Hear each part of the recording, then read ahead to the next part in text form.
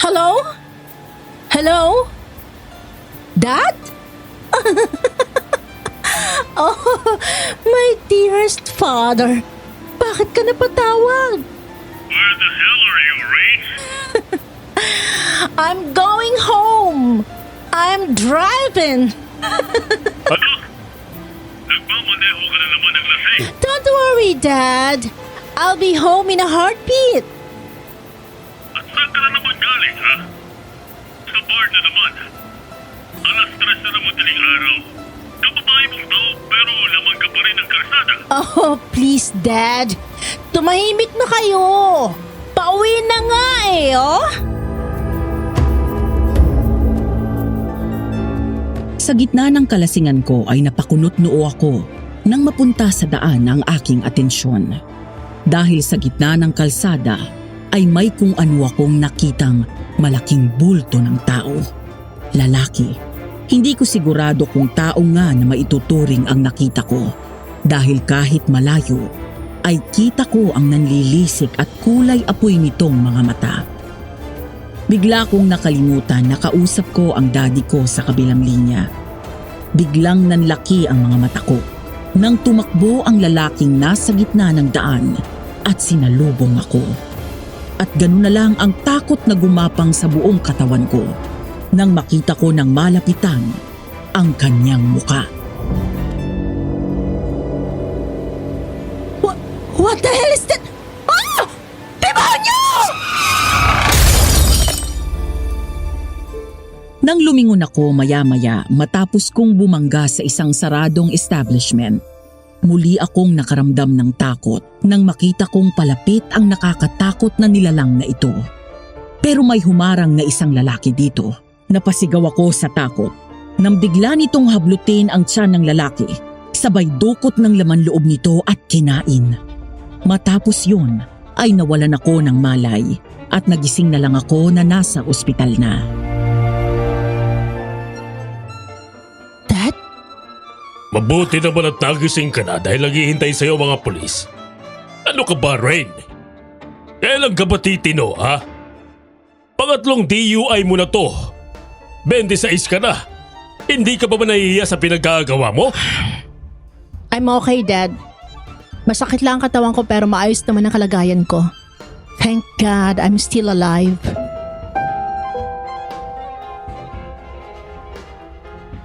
Matalim kong tinignan ang sarili kong ama habang naroon ang isang kasambahay, mga pulis, doctors at nurses.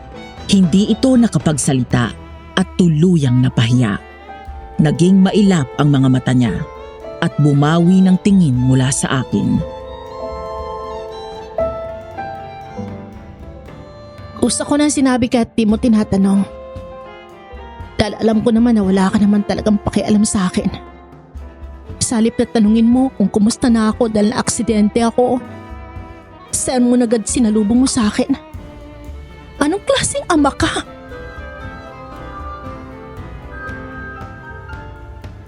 Kahit na nanghihina at medyo nahihilo pa, ay tumayo ako sa hospital bed. Pilit akong pinigilan ng mga doktor at bantay ko, pero wala silang nagawa nang hugutin ko ang IV na nakakabit sa kamay ko.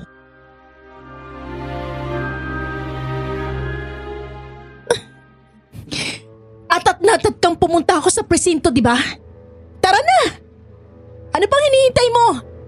Ipakulong mo na ako! Napastangan ka talaga! Napakatigas talaga ng ulo mo! Para magtino ka, sasama ka kay John at ipadadala kita sa Bicol! Dahil sa paulit-ulit na offense ko ng driving under the influence, tuluyan nang nakansila ang driver's license ko. Hindi lang naman yon ang kalokohan ko sa buhay. Bukod sa inom at gabi-gabi akong laman ng bar, minsan na rin akong nahuli na nag-shoplift. Nasubukan ko na rin ang party drugs and slept with several men. Oo, Madam Venus, I am a woman with a broken soul and a broken heart. Maayos naman ang buhay ko noong nagsasama pa ang parents ko. Graduate ako ng college with Latin honors. Maganda ang trabaho sa kumpanya ng daddy ko. Hanggang isang beses, nagising na lang ako na pinalayas ni Daddy si Mommy.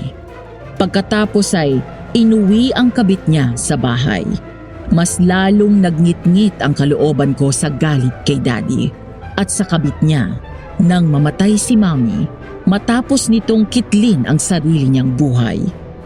Mula nang mawala si Mommy ay unti-unting lumabas ang totoong ugali ni Dad. Wala siyang pakialam sa akin. Hindi niya ako mahal. Ang noon na inakala kong ama na mapagmahal ay isa palang ilusyon.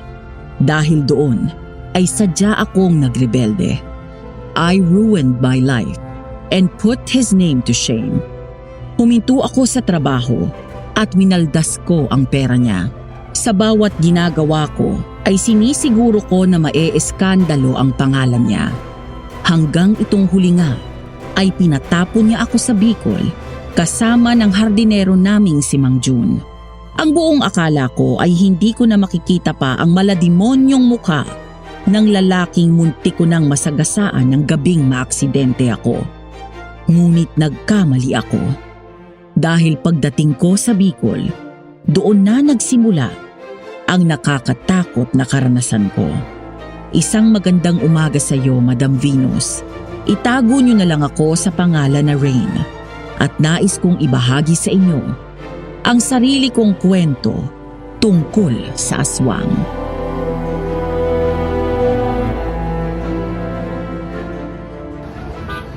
Ma'am Rain, dito po tayo. Mukhang maganda dito sa lugar niyo ah. Ay, totoo po yan, ma'am.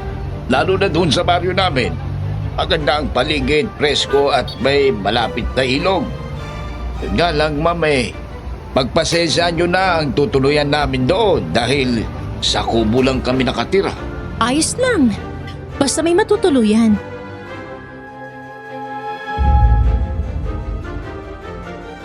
Naghintay pa kami ng ilang sandali doon sa terminal hanggang may humintong jeep sa harap namin. Isang lalaki ang sinalubong ng ngiti si Mang Jun at nagmamadaling bumaba saka lumapit sa amin.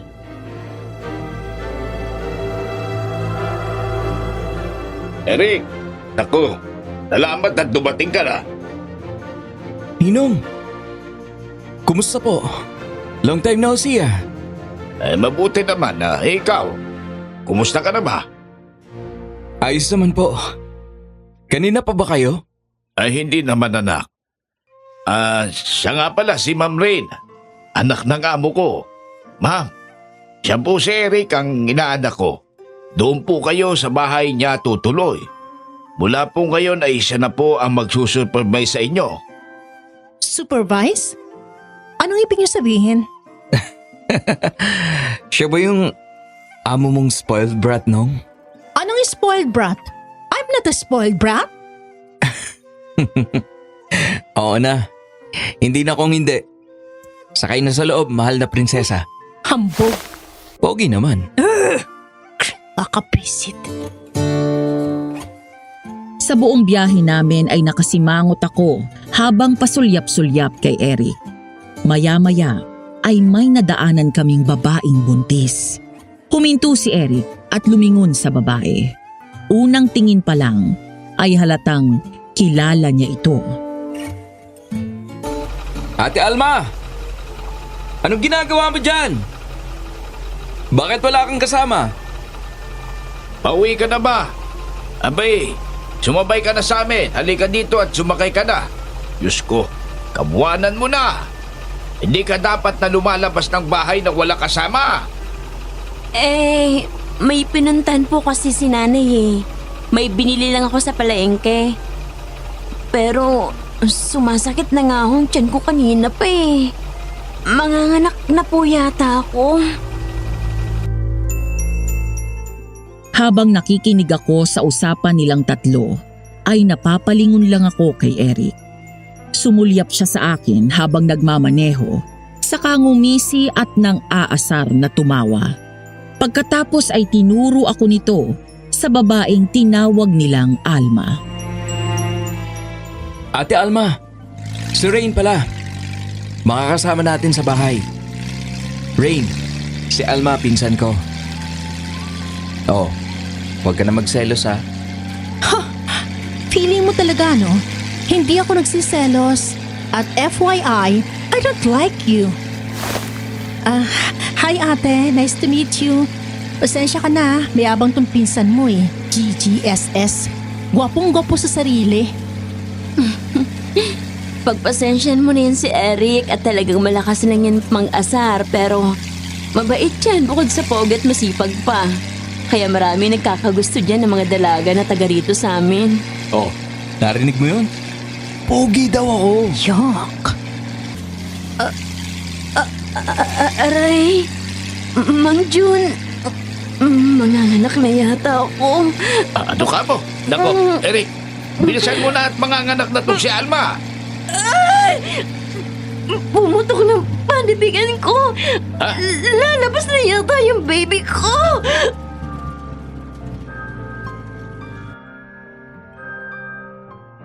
Maging ako'y nataranta sa sinabi ni Alma. Mabilis na tinabi ni Eric ang jeep at nagmamadali itong lumipat sa likod. Pinahiga nito si Alma sa sahig ng jeep at ginawang unan ang bag ni Mang Jun. Pagkatapos ay tumingin si Eric sa akin. Rain! Halika dito, tulungan mo ako! Oo. Kahit hindi ko alam kung anong tulong ang magagawa ko. Madali akong sumunod at lumipat sa likod ng jeep. Pumwesto naman si Mang Jun sa ulunan ni Alma para hawakan ang kamay nito. Maya-maya ay tumingin sa akin si Eric. Alam mo bang magpaanak? Hindi, wala akong alam. Kailangan mo akong tulungan, okay? Ha? Kaya natin to. Agad naming binuka ang mga hita ni Alma at hinubad ang panloob niyang damit. Dahil wala naman akong alam kung paano magpaanak, ang tanging kaalaman ko lang ay ang mga napapanood ko sa mga pelikula at TV. Habang umiiyak sa sakit si Alma, hinihimas ko naman ang tiyan niya.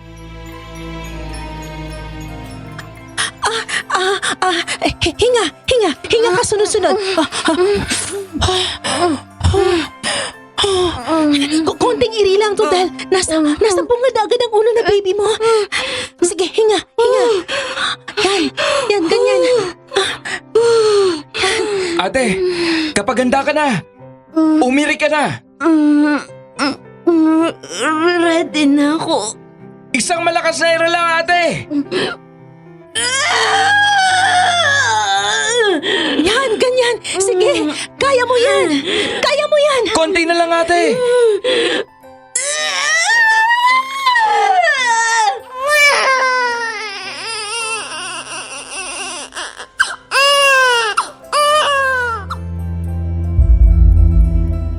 Samantala, natulala na lang ako nang makita ko ang bahay na tutuluyan ko.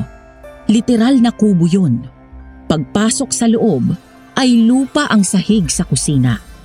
May maliit na 3 baitang ng hagdan na yari sa kawayan kung saan naroon na agad ang kwarto/sala na may isang malapad na papag na gawa rin sa kawayan.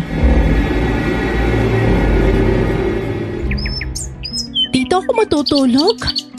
Tayo, anong ako? Bahay ko to.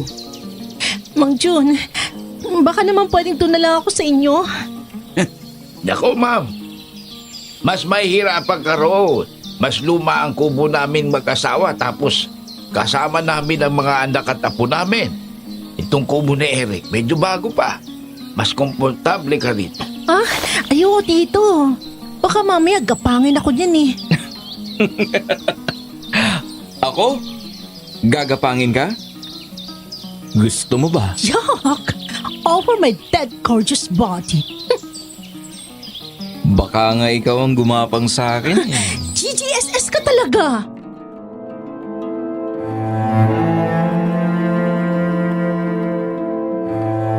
Hindi ko inaasahan na magugustuhan ko doon sa kubo.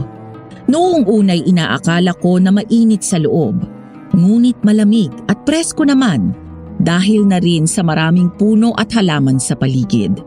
Maraming tanim na magagandang halaman at bulaklak Sa bakuran ni Eric, pati mga gulay ay mayroon siyang tanim. Nang sumapit ang alas 5, unti-unti nang nababalot ng dilim ang labas, habang si Eric ay abala sa ginagawa sa kusina.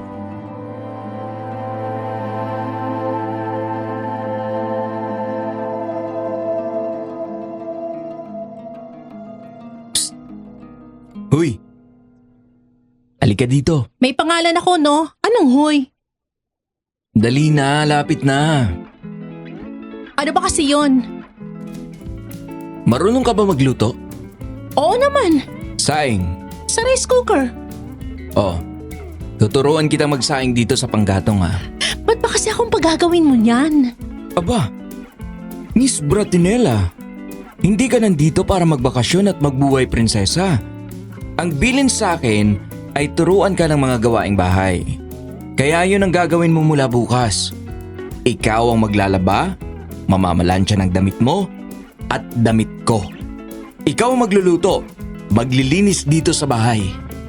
Excuse me? Ano ako, alila mo? Oo. Kaya makinig kang mabuti sa akin dahil ayoko sa lahat ay sunog ang pagkain. Ganito kung paano magpaningas ng apoy.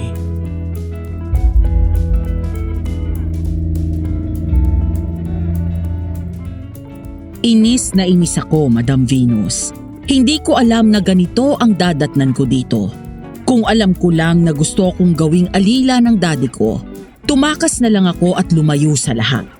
Lalo pang naging malala ang sitwasyon ko dahil sa hambog na si Eric. Matapos akong turuan ito sa kusina, ay tinuruan naman niya akong magluto gamit ang panggatong. Matapos nitong magsaing ay nagprito ito ng isda at nagsapaw ng talbos ng kamote sa sinaing. Nang maghain ito sa mesa, napatitig na lang ako sa pagkain. Hindi ako nag-iinarte, Madam Venus.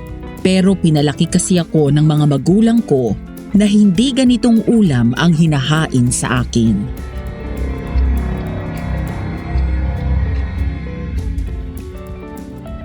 Oh, anong tinitingin-tingin mo dyan? Kain na! Ha? Huwag mong sabihin hindi ka kumakain ng galunggong at talbos. Hindi nga. Iba talaga kayong mayayaman, no? Ano bang hinahain sa inyo? Laging karne? Kumain ka! Masarap yan! Masustansya pa! Oh, etong bagoong na may kalamansi. Isawsaw mo yung talbos dyan, masarap! Tapos magkamay ka, masarap!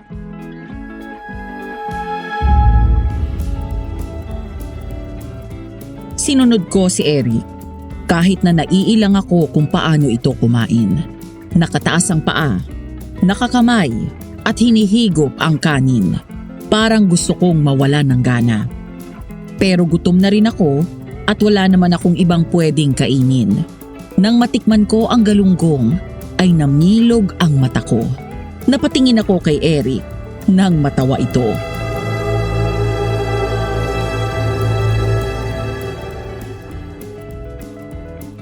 Ano? Sarap, no? Kumain ka na kumain. Sarap. Wala pala, gusto to ng mga yaya ko sa bahay eh. Eh, mami kasi ako pakainin ng mga ganito dati. Kaya pala ang putla mo. Kumain ka nitong talbos. Kung ayaw mo ng bagoong may toyo dyan, lagyan mo ng kalamansi at siling labuyo. Sarap? Teka, paano nga pala natutong magpaanak? Midwife ka ba? Hindi ah. Hindi ako talaga kumadrona. Marunong lang magpaanak. Natuto ako kay mama nung nabubuhay pa siya. Siya kasi talagang kumadrona. Kapag magpapaanak siya, ako ang palaging kasama niya dahil nag-iisa naman ako at wala akong kapatid na babae. Ayun, saka kasama ko sa kanya natuto ako.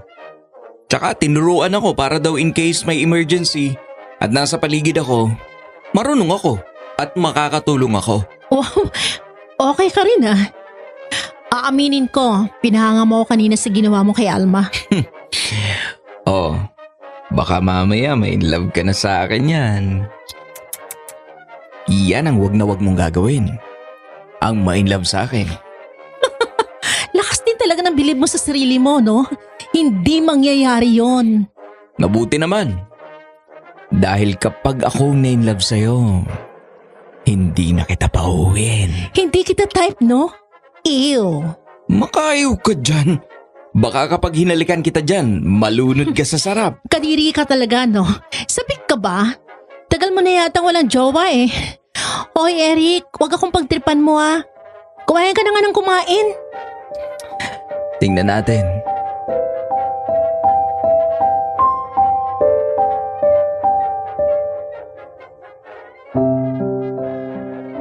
Alam kong maaga pa, pero naaalimpungatan na ako dahil sa mga huni ng ibon sa labas. Hindi ko na namalayan kung anong oras ako dinalaw ng antok. Hindi ako makatulog kagabi dahil masyadong matigas at masakit sa likod ang papag na kawayan. Habang si Eric, na nakahiga sa lapag, ay mahimbing ang tulog at naghihilik pa. Kaya naman, hindi ko magawang idilat ang mga mata ko.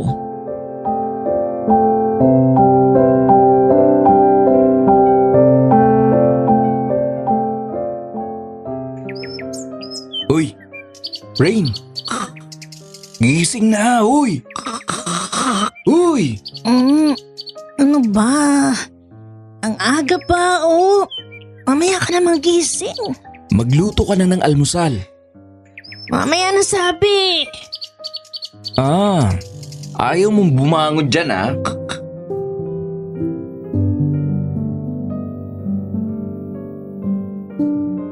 Bigla akong nagising nang wala sa oras, nang maramdaman ko na bigla akong binuhat ni Eric. Nagpumiglas ako, pero hindi man lang siya natinag.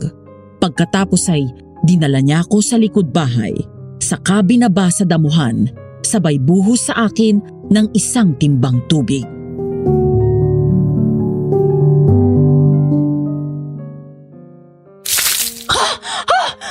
Oh my gosh! Yun!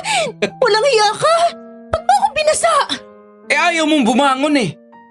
Pasado 6:00 na, tanghali na. 6 in the morning? Are you serious? Anong tanghali na pinagsasabi mo dyan? Ano bang hindi ako kagad nakatulog dahil ang sakit sa likod ng papag mo? Hindi ko na problema yon. Hoy madam, wala ka sa inyo. Dito kailangan mong bumangon ng maaga para maganda ng umagahan ko. 5:00 pa lang nasa bukid na ako. Maghanda ka na ng almusal ko. Babalik ako dito mamayang 8:00. Kailangan may sinangag at naprito mo na yung tuyo, ha? Ha? Maghanda ka na rin ng itlog na maalat. Lagyan mo ng kamatis. Sandali lang, hoy! Saan ka pupunta? Babalik ako sa bukid. Siya nga pala. Mamaya kapag nagbihis ka na, magsuot ka ng bra, ha? Ano? Bakat na bakat yung dibdib mo. Baka nakakalimutan mo, lalaking kasama mo sa bahay. Bastos! Ba't mo tinitingnan? Nakita, hindi tiningnan. Magkaiba yon. Tsaka nakabuyang-yang. Anong gagawin ko? Kung hindi mo ako binasa, hindi mo makikita. Malay ko ba na wala kang suot na bra? Sige na, maligo ka na. May tubig na doon sa CR. Yung bilin ko, ha? Oo na! Madulas ka sana, hambog! I love you too. Yuck!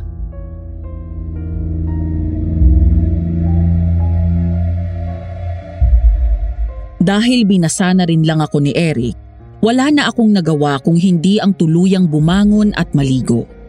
Hanggang ngayon ay naiilang pa rin ako sa banyo nila na nasa labas ng bahay. Gawa lang sa pawid yon at parang anumang oras ay may pwedeng sumilip sa akin. Pero kailangan kong masanay sa ngayon dahil hindi ko alam kung hanggang kailan ako mananatili dito. Nang matapos akong maligo at makapagbihis, ay agad akong lumabas ng banyo. Ngunit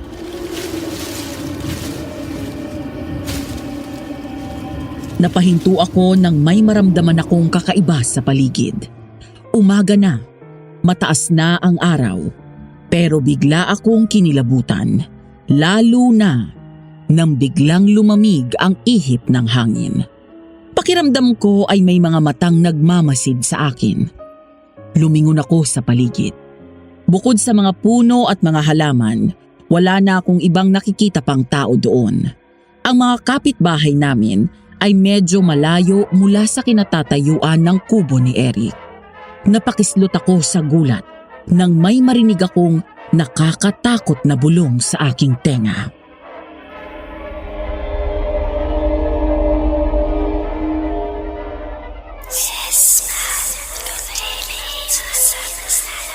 Sino yan? May tao ba dyan?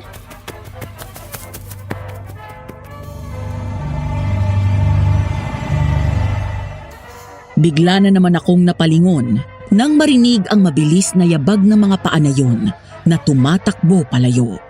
Agad kong hinanap ang pinanggagalingan nito, ngunit wala akong makitang tao. Lalo akong nakaramdam ng takot. Hanggang sa... Rain? Tao po! Nandyan na! Dali akong tumakbo pabalik sa loob ng bahay. Agad akong ngumiti at sinantabi ang takot na nararamdaman ko. Nang makita ko si Alma, dala ang bagong panganak na baby nito. Bukod sa mag-ina, kasama rin nila si Mang Jun.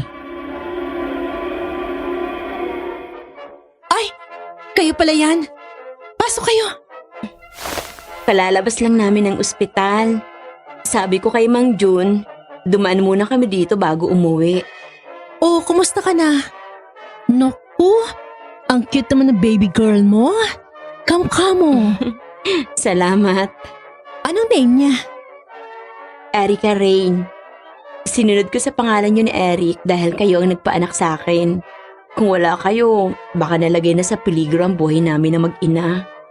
Kaya rin ako pumunta dito para magpasalamat ng personal sa'yo. Naku, bakit sa akin? Nag-assist lang naman ako eh. Kay Eric ka magpasalamat. Pero salamat dahil pinangalan mo sa akin ng baby mo. Sarap pala sa pakiramdam. Parang ang laking bagay na ginawa ko. Malaki naman talaga dahil iniligtas niyo ang buhay namin. Mamaya kakausapin ko si Eric pagpunta niya sa bahay. Alam ko naman na nasa bukid yun eh. Kumusta naman ang unang gabi mo dito? Hindi ako masyadong nakatulog sa gabi eh. Hindi pa po ako sanay humiga sa papag. Tsaka ayun, lagi kami nagbabangayan ni Eric. Paano napakahambog kasi? Tapos kumakautos eh. Magpasensahan mo na yung batang yon at sadyang maloko talaga yon. Dating sundalo yon kaya medyo istrikto. Pinagluluto nga ho niya ako. Tinuruan niya ako kagabi magpabaga ng kalan. Kaya lang di ko natandaan lahat ng sinabi niya. Yun lang pala eh. Huwag kang mag-alala. Tuturuan ka namin. Maangas lang talaga yun si Eric minsan pero mabait yun. Baka nga magkagustuhan pa kayo eh. Naku, no way! Oh, halika na at turuan na kita na makapagluto ka na. Baka bumalik yun nang hindi ka pa nakakapagluto at magalit yun. Ayaw sa lahat ni Eric yung nahuhuli sa oras. Mang Jun? Nasaan na ang pamilya ni Eric? Maagang naulila yan sa mga magulang niya. Kaya ako ang nagpalaki sa kanya. Kaya't parang anak ko na rin ang turing ko dyan sa batang yan. Ang asawa at anak naman niya napatay habang wala siya sa bahay at nasa isang misyon. Pinasok ng masamang loob ang bahay ng kanyang mag-ina at pinatay. Nang malaman ni Eric ang lahat, agad siyang muwi at hinanap ang mga sospek. Pinatay niya rin yon, kaya narilib siya bilang sundalo at nakulong ng ilang taon. Mula noon pinagyaman na lamang niya ang lupain niya at nagsaka. Ganun po ba?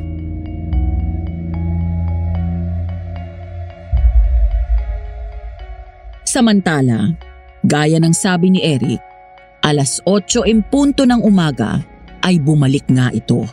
Humihingal at pawis na pawis pa. Binabalang nito ang mga gamit. Pagkatapos ay naghilamos at naghugas ng kamay. Patay mali siya naman ako at kumilos ng kaswal na parang wala akong nalaman tungkol sa buhay nito.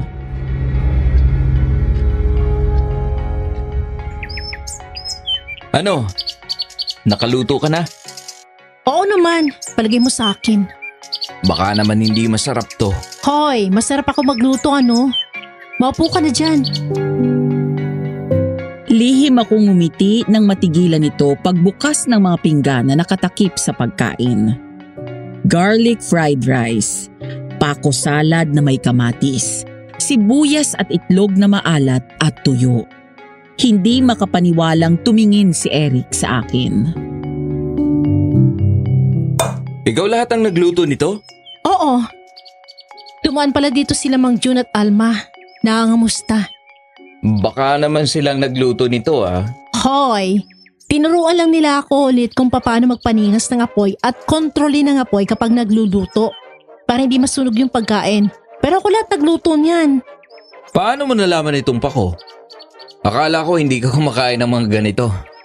Hindi nga masyado pero nakatikim na ako ng pako salad. Favorite kasi ni Mami yan nung nabubuhay pa siya. Lagi niya request kila Yaya kaya nakabisado ko na yung lasa na gusto niya. Eh nakita ko din sa bakuran mo na may tanim, kaya kumuha ako. So, recipe ito ng mami mo. Oo. Kain ka na. Naupo ka na. Sabay na tayo. Natigilan ako nang ipaglagay ako ni Eric ng pagkain sa pinggan. Pagkatapos ay pinaghimay niya pa ako ng laman ng tuyo. Lumingon naman ito sa akin nang ilapag ko ang tasa ng kape sa harap nito. Pagkatapos ay ngumiti sa akin. Matapos yun ay sabay na kaming kumain.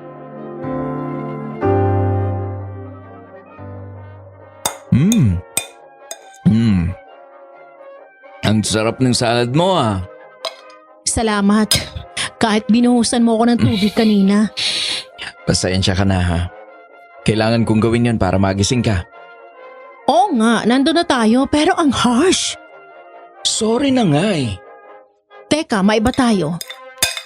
Bukod sa atin, may iba pa bang nakatirang malapit dito? Doon sa loob ng gubat? May mga nakatira ba doon? Wala na, bakit?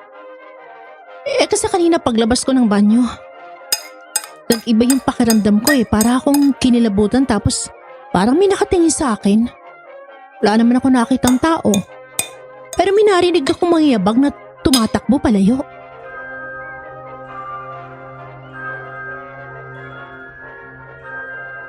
Biglang kumunot ang noo ni Eric at sumeryoso ang mukha.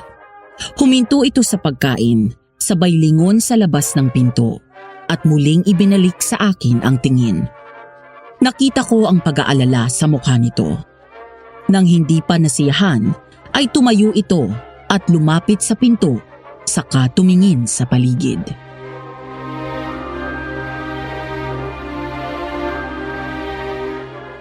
Hayaan mo bukas. Hintayin mo ako makabalik dito galing sa bukid. Tsaka ka maligo. Para may magbabantay sa'yo.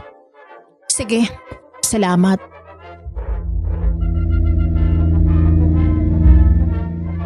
Isang araw, dahil kaarawan ni Alma, ay naimbitahan kami para sa isang kaunting salo-salo. Pumunta kaming dalawa ni Eric at nakisaya. Mula nang dumating ako, sa kabila ng mahigpit na pagtuturo sa akin ni Eric ng mga gawaing bahay at malaasot pusang pakikitungo namin sa isa't isa. Iyon pa lang ang araw na talagang nag-enjoy ako doon. Masarap ang mga pagkain na hinanda ng nanay ni Alma. Bukod doon, ay may alak din na pinag-aagawan pa namin ni Eric dahil pigil ito ng pigil sa akin na uminom. Natukso kami tuloy ng wala sa oras at sinabing para daw kaming mag-asawa. Kaya hanggang pag-uwi ay hindi kami nagkikibuan. Uy, galit ka pa rin ba? Oo, kaya wag mo akong kausapin Minsan na nga lang ako mag-enjoy Bakit ka ba pinatapon dito? Di ba dahil sa alak? Tapos iinom ka na naman? Konti lang naman eh. Kahit na konti. Saan ka ba natutong uminom? Di ba sa pagtikim ng pakonti-konti? Oo na, sige na. Dami na naman sinasabi.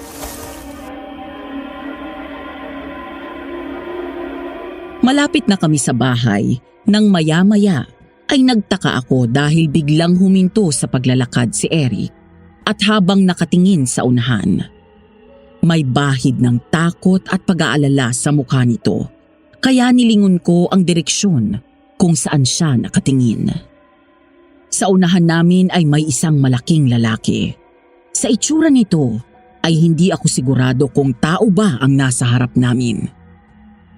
Nakakakilabot ang mukha, matangkad ito, maskulado ang katawan, maitim ang balat, at mahaba ang hanggang balikat na buhok nito. Ang mga mata nito ay kulay apoy, nanlilisik at matalim ang tingin sa amin. Ang mga kuko nito ay mahaba at matalas, gayon din ang mga pangil nito. Maya-maya ay mabilis na bumalik ang alaala ko nang gabing na aksidente ako.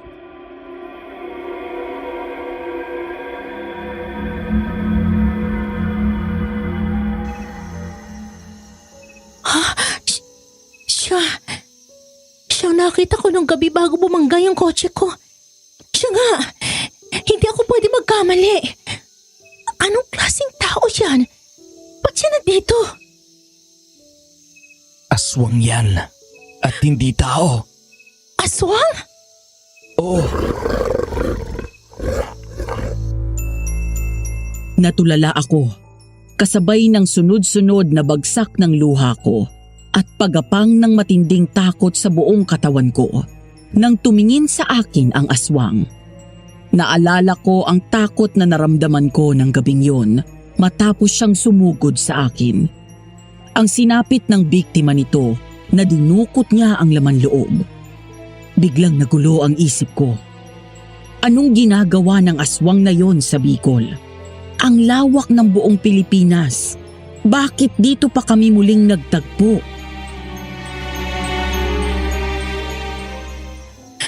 No! Layuan mo ako!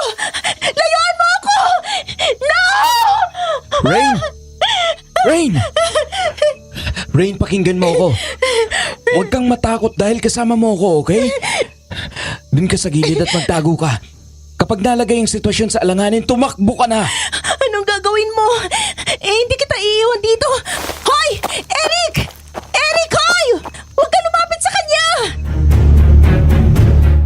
Pero hindi nakinig si Eric at tuluyan pa rin bumaba ito. Bukod sa baril, ay may nakasukbit ding itak sa bewang ito. Nakita ko ang takot sa mga mata nito, pero hindi sapat para mabawasan ang katapangan na harapin ang nilalang na yon. Ilang sandali pa ay nagsimulang humakbang ang aswang palapit sa amin. Eric! Mag-iingat ka! Eric! Takot at labis na pag-aalala ang naramdaman ko nang sumugod ang aswang kay Eric. Mas matangkad at malaki ang katawan nito. Isang maling kilos ni Eric ay maaari nitong ikamatay. Wala akong nagawa kung hindi ang maghintay at manood na lang sa tabi. Hindi ako madasalin.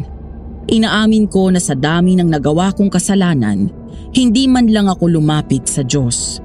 Galit ako sa Kanya dahil hinayaan niyang masira ang pamilya ko. Hinayaan niyang mawala ang mami ko. Pero nang gabing yun, natagpuan ko ang sarili ko na umiiyak at umuusal ng panalangin. Nagmamakaawa sa Diyos na pakinggan ang aking dasal.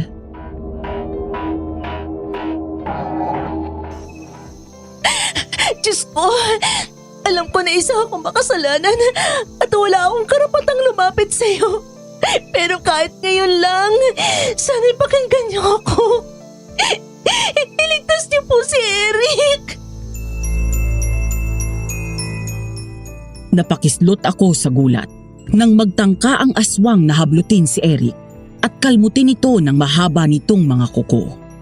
Ngunit maliksi rin si Eric at mabilis na nakaatras. Kasunod noon ay mabilis na hinugot nito ang itak sabay hiwa sa braso ng aswang. Mabilis na tumakbo palayo si Eric at agad sumunod sa kanya ang aswang. Ngunit kahit anong bilis din ni Eric, nang makahanap ng pagkakataon ay nagawa siyang hablutin ito sa leeg at tinulak sa puno at mahigpit na sinakal. Eric! Nataranta ako, Madam Venus. Nakita ko ang paghihirap ni Eric habang nakikipaglaban sa isang demonyo. Nang mga sandaling yun, alam ko na dapat meron akong gawin. Hindi ako pwedeng tumayo lang doon at panoorin na unti-unting pinapatay ng aswang si Eric. Dali akong lumingon sa paligid. Naghahanap ng maaaring gamitin laban sa aswang. Hanggang sa may makita akong isang sirang kareta o yung kinakabit sa likod ng kalabaw. Madali kong kinuha yon at tumakbo palapit sa aswang. Bitiwan mo siya, demonyo ka! Lumingon ang aswang sa akin at bago pa ito makaiwas, ay malakas ko itong binangga ng kareta sa binti. Dahil doon, nabitawan nito si Eric. Ngunit sa akin napunta ang atensyon niya. Hindi nito ininda ang ginawa ko. Sa halip ay humarap siya sa akin. Sabay hablot sa akin sa braso at hinila ako palapit. Nanginginig ang katawan ko sa labis na takot na nararamdaman ko. Nang makita ko ng malapitan ang kanyang muka. Literal na demonyo ang nasa harap ko. Napasigaw ako nang ngumisi ito at tumawa habang titig na titig sa akin.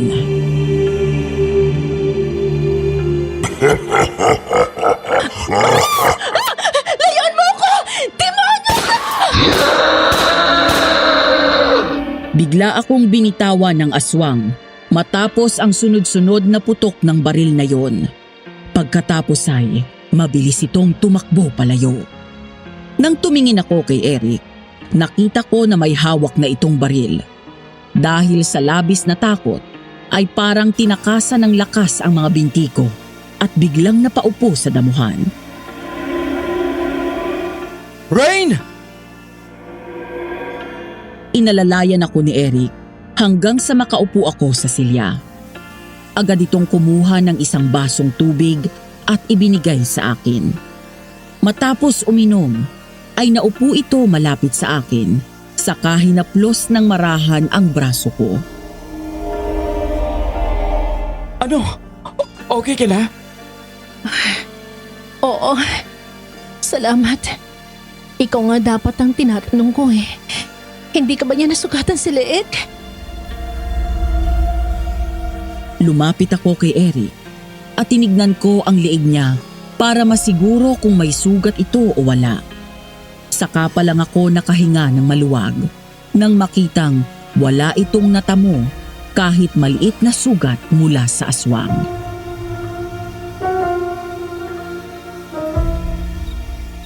Ayos lang ako.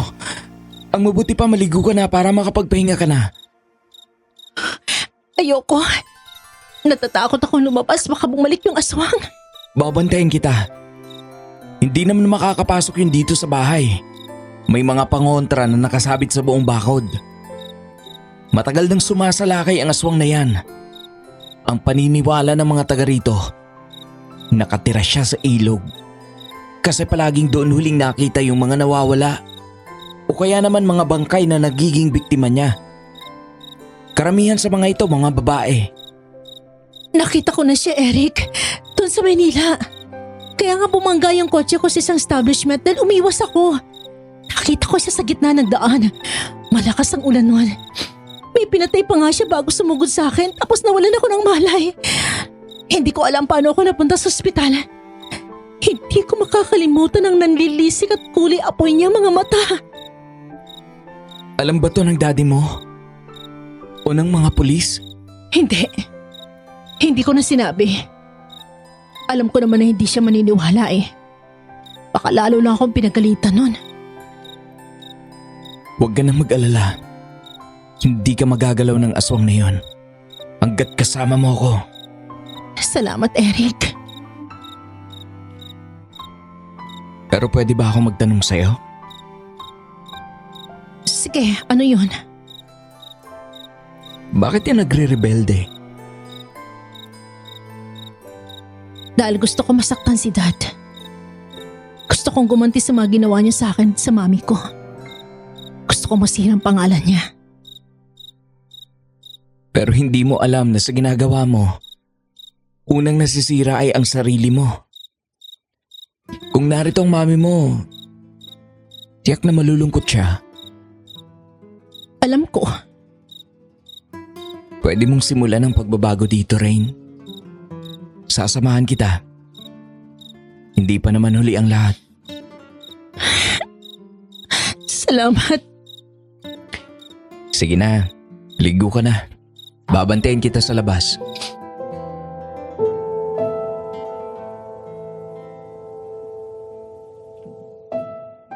Pag-akyat ko sa kwarto, natigilan ako nang makita ang matres sa ibabaw ng papag. Hindi lang yon, may kobre kama na rin, kumot at punda ang mga unan. Hindi makapaniwala na lumingon ako kay Eric. Natatawa na sumunod ito sa akin.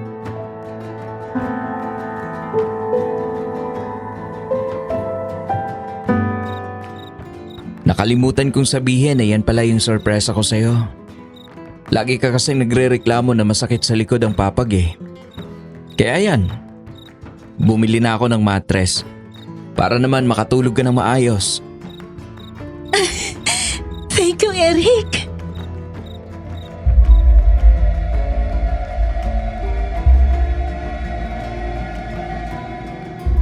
Dahil sa matres na binili ni Eric, paghiga ko pa lang ay agad akong nakatulog. Medyo nasanay na rin akong gumising ng maaga at magluto gamit ang panggatong. Pasado 8:00 na ng umaga at kababalik lang nito galing sa bukid.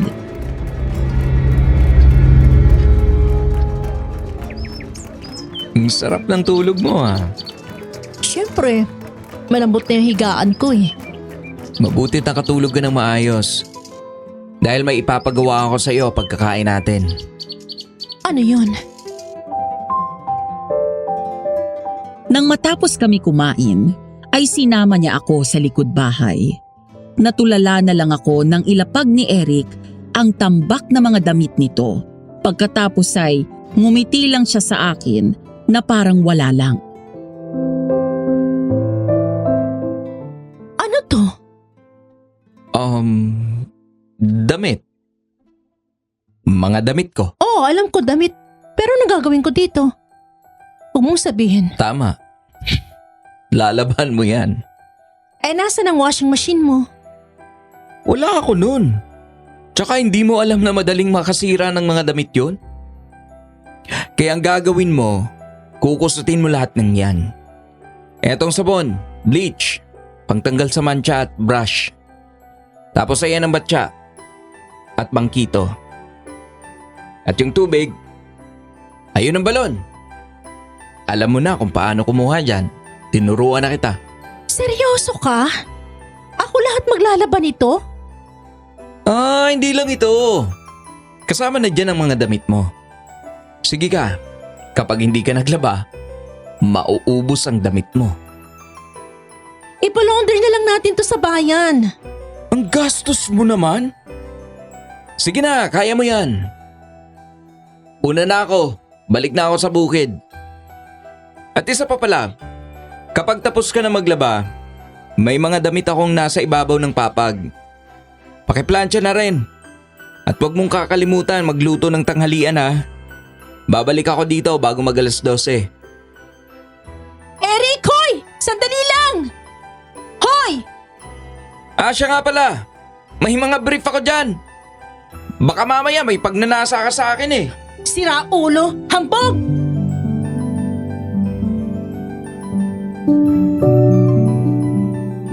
Habang naglalaba ako, ay hindi ko napigilan ang sarili ko na maiyak. Aping-api ang pakiramdam ko. Parang pinagkakaisahan ako ni Eric at ng tadhana. Ito na yata ang kabayaran ko sa mga ginawa kong kalokohan. Maya-maya ay dumating si Alma, kasama si Baby Erica at ang nanay nito.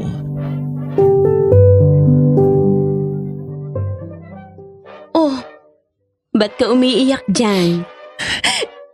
Kasi si Eric, dami-daming pinagagawa. Tingnan mo nga ito, oh. Ang hirap kusutin ng mga damit niya, puro putik. Di naman ako marunong mag-handwash eh. Ikaw talaga. Ganito lang kasi yan. Ganito ang pagkuskos. Pagkatapos, ilalagay mo siya dito sa palanggana. Kapag hindi mawala ang dumi, gamitan mo nitong brush para mabilis maalis. Tapos, itong bleach, gamitin mo lang to sa mga puti, ha? Huwag na huwag sa dikolor at baka kumupas ang kulay. Lagot ka doon. May araw din sa akin lalaking yan. Masasanay ka rin. Hindi ko alam kung paano ko nagawa, pero habang naglalaba ay nakapagluto ako ng tanghalian namin bago umuwi si Eric. Saglit siyang umidlip at nang magising ay tinulungan niya na ako sa paglalaba. Nangaasar pa dahil nakuha niya ang panty ko at siya ang nagkusot nito. 5:00 pasado ng hapon, nagpaalam ito na lalabas sandali habang ako naman ay namamlansya ng damit nito. Dahil may nakasalang na rin ako sa kalan ng mga sandaling yon, tumakbo ako sa kusina nang marinig na umapaw ang pinakukuluan kong sabaw.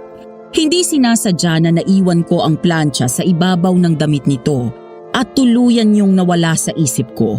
Hanggang sa ilang sandali pa, humahangos na pumasok si Eric.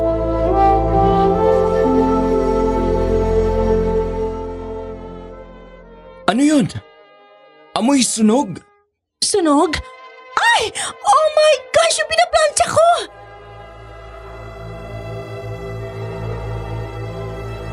Agad akong tumakbo pabalik sa kwarto at nakita ko na lang na umuusok ang damit. Agad kong inalis ang plancha at kinuha ang t-shirt. Nang tumingin ako dito, ay nakita ko ang galit sa mga mata nito. Hinablot nito mula sa akin ang damit.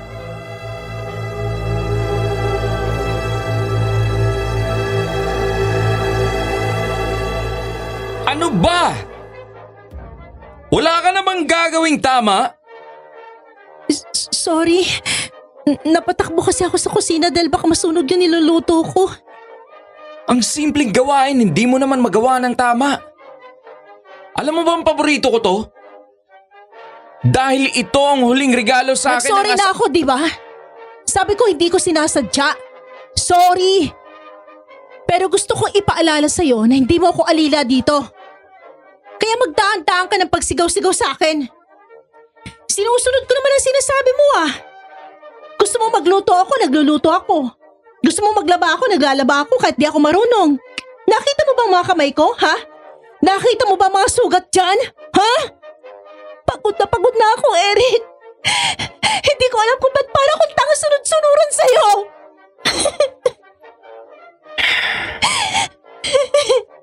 Sorry. I'm sorry. Nabigla lang ako.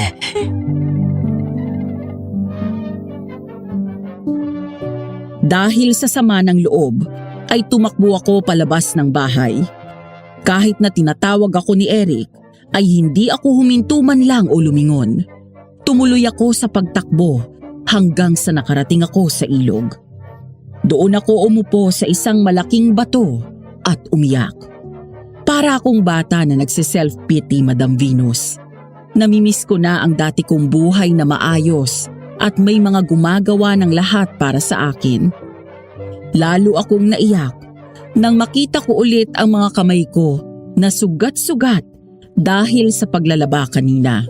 Maya-maya ay bigla akong napaatras nang mula sa ilalim ng tubig ay may lalaking umahon.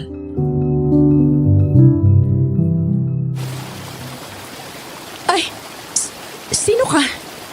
Nako, miss. Sorry, nagulat kita. Huwag kang matakot. Naliligo lang naman ako dito. Sorry din. Bahagya akong nailang nang umahon nito mula sa tubig at tumambad ang matikas nitong pangangatawan. Mukhang alaga sa gym ang lalaking ito. Medyo sunog ang balat. Gwapo at pangmodelo ang tipo. Lalong nakadagdag sa lakas ng dating nito ang hanggang balikat na itim nitong buhok. Nasundan ko siya ng tingin nang umupo ito sa isang bato katabi ng kinauupuan ko. Saka nilahad ang kamay sa akin.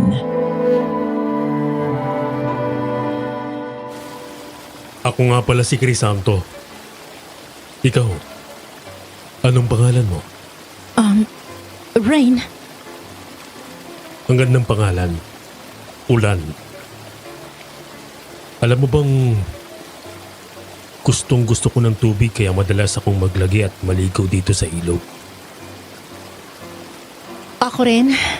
Para kasi napaka-peaceful kapag narinig ko malakas na tunog ng ulan. Pasensya ka na sa itatanong ko ha. Para kasing naririnig kitang umiiyak kanina. May problema ka ba?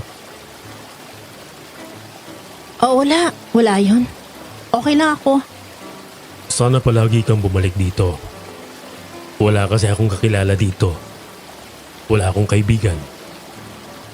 Ikaw pa lang ang nakakausap ko. Pareho pala tayo. Bago lang din ako dito eh. Rain! Asawa mo? Hindi Mukhang galit eh. Sige, dito na ako. Sige, mag-iingat ka. Sino yon? Wala, pakialam mo ba? Ikaw ha? Huwag kang basta-basta nakikipag-usap sa hindi mo kilala. Baka mapahama ka sa ginagawa mo. Ba't bigla kang concern ngayon? Sorry na. Huwag ka na magalit. Sorry kung nasigawan kita. Hindi naman ako galit eh. Nag-alala lang ako na baka masunog ang bahay. Pasensya ka na. Ewan ko sa'yo. Lagi kang ganyan eh. Magagalit, sisigon mo ako tapos magsusorry. Promise. Susubukan ko nang i-control ang emotion ko. Next time, hindi na kita sisigawan.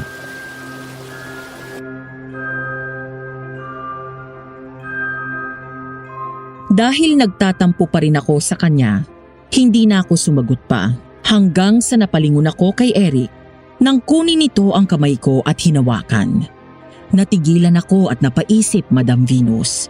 Kanina, nang magdaop ang mga palad namin ni Crisanto, ay wala akong naramdaman.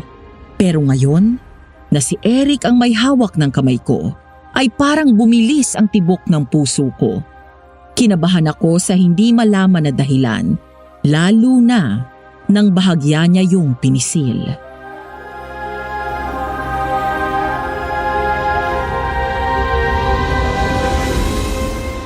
Babawi ako sa'yo. Halika na. Umuwi na tayo.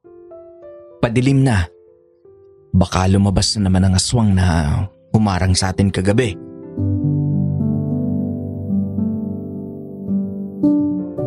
Nang hilahin ako ni Eric ay nagpatangay na lang ako. Hindi ko nga binawi ang kamay ko at hinayaan ko lang siya na hawak ito hanggang sa makarating kami sa bahay. Pagdating ko doon ay nakahain na rin ang mesa. Parang natunaw ang galit ko nang magtagpo ang tingin namin at ngumiti ito. Lalo na nang marahan akong haplusin sa pisngi.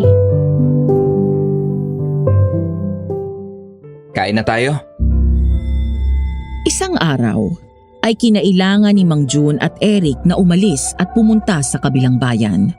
Naiwan ako sa bahay mag-isa. Hanggang sa dumilim na at hindi pa rin nakakabalik si Eric. Dahil hindi pa ako inaantok, naisip kong bisitahin ang phone ko. Minsan kasi ay may signal doon pero nawawala-wala rin madalas. Nang wala akong masagap na signal sa loob ay naisipan kong lumabas. Nabuhayan ako ng loob nang makita na nagkaroon ng signal, kaya agad kong tinawagan ang daddy ko. Hello? Dad? Dad?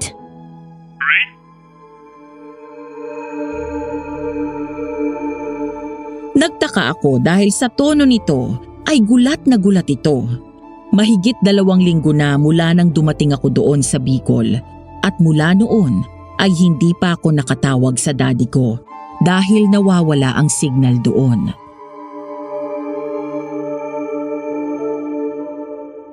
Ako nga, Dad.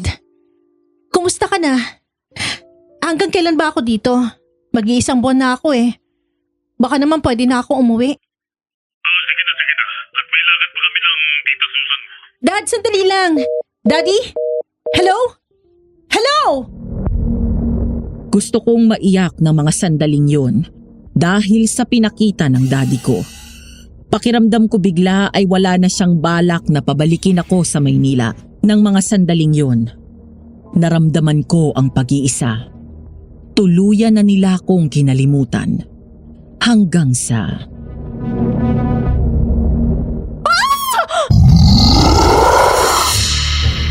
Napasigaw ako sa labis na takot nang biglang lumabas mula sa dilim ang aswang.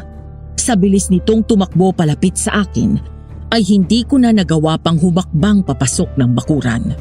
Pagkatapos ay hinablot ako sa bewang at tinangay papasok ng gubat. Tulungan niyo ako! Eric! Eric!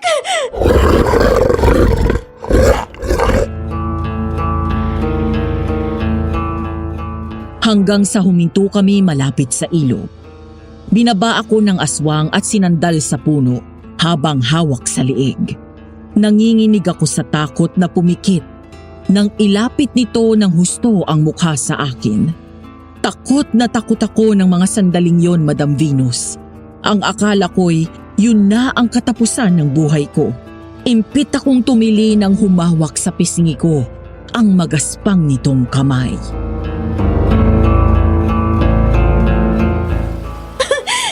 Kung papatayin mo ako, gawin mo na. Dahil wala naman iiyak kapag nawala ako eh. Hindi kita papatayin. Dahil isasama kita sa mundo ko. At ikaw ang magiging ina ng mga anak ko. Ayoko maglawalang isa pang demonyong katulad mo. Kaya patayin mo na ako.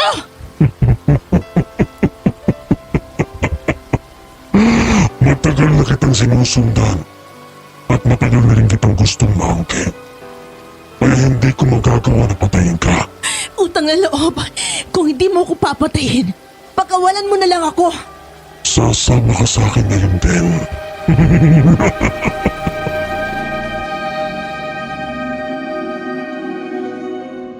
Maya-maya, mula sa malayo, ay narinig ko ang malakas na boses ni Eric habang tinatawag ako. Pareho kaming napalingon sa direksyon ng pinanggagalingan ng boses ni Eric. Wala sa loob na napangiti ako. Rain! Rain! Eric! Eric, tulungan mo ako! Rain! Tumahimik ka! Kung ayaw mong patayin ko ang lalaki yan! Mapapatay ka na muna ni Eric bago mo pa magawang sinasabi mo! Bigla kong hinablot ang suot kong kwintas na may krus na pendant, saka yun dinikit sa balikat nito. Malakas na sumigaw ang aswang na para bang napaso ito kaya nabitawan ako nito. Hindi na ako nag-isip at mabilis akong tumakbo pabalik sa bahay.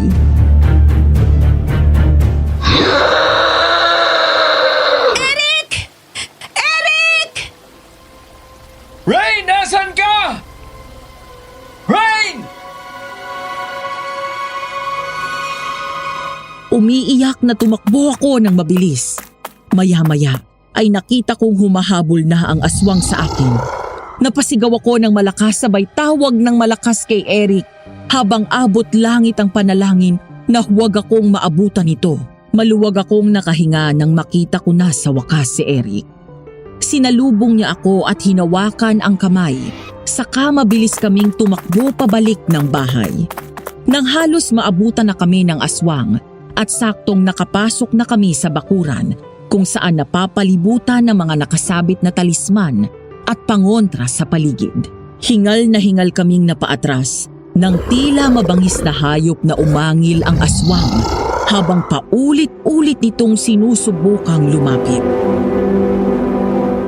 Hindi pa tayo tapos, babae! Babalikan kita dahil akin ka! At matagal na kitang pag-aari! Labis akong natakot sa sinabi ng aswang. Matapos yun, ay mabilis itong tumakbo at sumuot sa kadiliman ng gubat. Takot na takot ako na napaiyak, kaya mabilis akong niyakap ng mahigpit ni Eric. Kinaumagahan, pasado 7:00 na nang magising ako at bumalikwas ng bangon matapos marinig na may kumikilos sa kusina. Nang lumingon ay agad ngumiti sa akin si Eric. Nakahanda na ang mga pinggan sa mesa at nagluluto na ito ng aming almusal. Good morning. Gising ka na pala. Hindi ka pumunta sa bukid? Hindi na muna. Tapos na naman ang anihan eh. Mula ngayon pwede na kitang tulungan sa mga gawain dito. Sana ginising mo na lang ako para natulungan kita. Mukhang sanay ka ng kumilos dito ah. Okay lang. Hinayaan kitang matulog para naman makapagpahinga ka. Alam ko, natakot ka at na-stress dahil sa nangyari kagabi. Okay lang ako. Mag-ayos ka na. Maya-maya kakain na tayo. Agad kong sinunod ang sinabi niya. Matapos yon ay naupo na ako sa mesa. Daig ko pa ang prinsesa na pinagsisilbihan nito. Pati kape ay si Eric na din ang nagtimpla. Dahil doon ay natawa ko. Mula nang dumating ako ay nasanay na ako na siya ang pinagsisilbihan ko.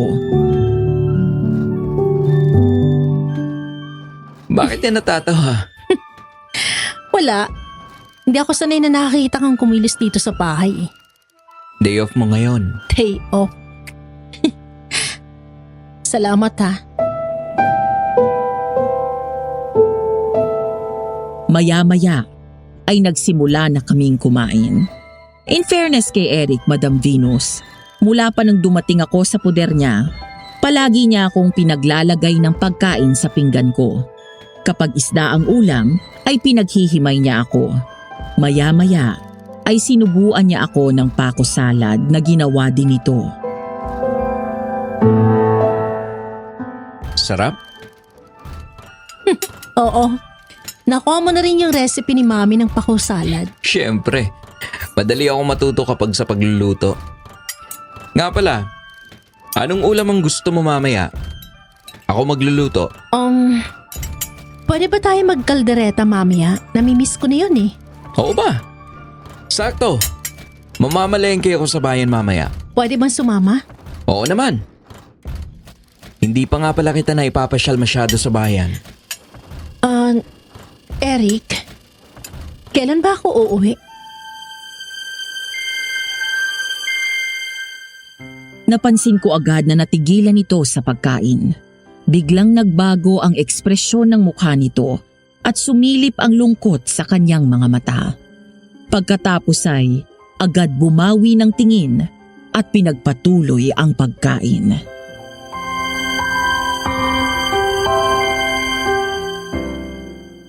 Bakit? Gusto mo na bang umalis? Namimiss mo na ba yung bahay mo doon? Nahihirapan ka na ba talaga na kasama ako? Ang akala ko nag-i-enjoy ka na tumira dito. Ang totoo, di ko alam. Wala lang, naitanong ko lang. Pero wala pa naman akong balak umalis eh. Di ko nga alam kung may babalikan pa ako sa Maynila. Tumawag ako kagabi kay Dad. Yun ang dahilan kaya ako nasa labas nang matsyempuan ako ng aswang kinuha ako. Tinanong ko si Dad kung kailan niya ako pa uuwiin. Pero hindi niya ako sinagot at binabaan ako ng phone. Ang mga kaibigan ko naman mukhang kinalimutan na ako. Wala na akong babalikan doon. Nag-iisa na ako sa buhay, Eric. Anong nag-iisa? Anong tawag mo sa akin? Kay Ninong June at kay Alma at Erica. Nandito pa kami. Kung ayaw nila sa'yo, dumito ka.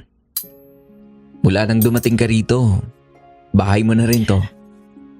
Talaga? Di mo ko palalayasin? Aalis ka lang dito kapag ikaw mismong nagdesisyon na umalis. Paano kapag nag-asawa ka na? Asawa? Kailangan pa ba yun? Nandyan ka naman. Ha? Anong sabi mo? Wala. Sige na, ubusin mo ng pagkain mo. Nga pala, anong sabi sa'yo ng aswang na yun kagabi? Bakit sinabi niya matagal ka na niyang pag-aari? Di ko rin alam. Basta nung bago ko narinig ang boses mo, sinabi niya sa akin, isasama niya daw ako sa mundo niya. Aasawahin, ganun. Pero hindi ako pumayag. Sabi ko nga sa kanya, patayin na lang niya ako. Pero ayaw niya. Nakakapagtaka. Sinabi mo na nakita mo na siya doon pa lang sa Maynila. Tapos sabi niya, matagal ka na niyang pag-aari. Hindi kaya sinusundan ka niya noon pa? Eric, Maynila yun. Hindi naniniwala sa aswang mga tao doon. Maaaring sa inyo na doon pinanganak at lumaki. Pero paano ang mga galing dito sa probinsya? Naalala mo yung sinabi ko sa'yo? Hindi lahat ng nakakausap mo ay tao. Karamihan sa mga aswang ay kayang mag-anyong normal na tao sa umaga. Nabubuhay at nakikihalubilo sa karamihan. Kaya wag kung sino-sino ang nakakausap mo. Lalo na yung lalaking nakilala mo sa ilog. Wala akong tiwala doon. Ito naman no, wala nga sa isip ko si Crisanto eh. Pinaaalalahanan lang kita. Oo na po, hindi na. Bilisan mong kumain para makaluwas na tayo sa bayan.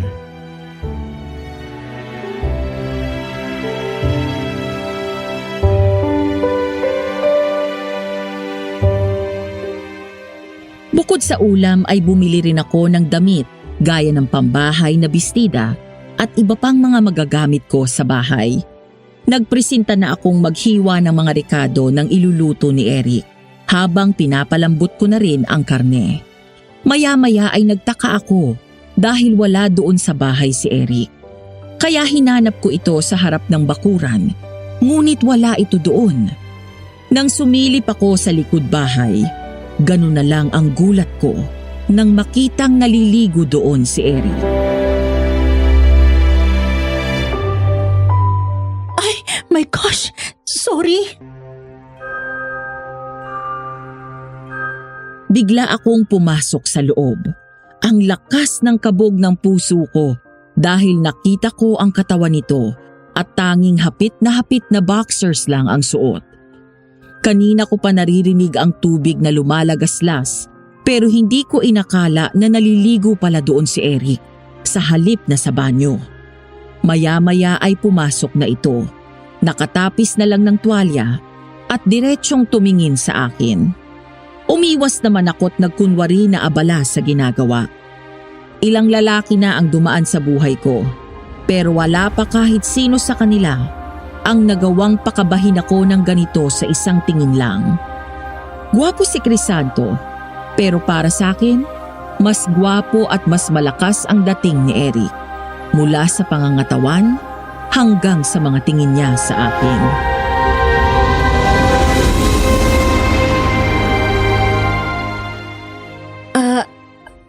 Nakahanda na mga ingredients.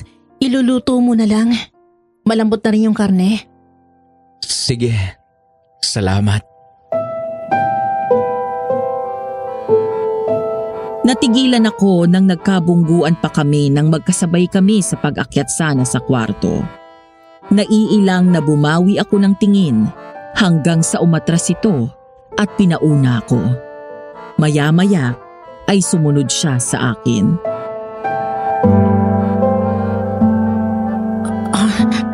May kukunin lang ako. Okay. Rain? Tao po. Rain?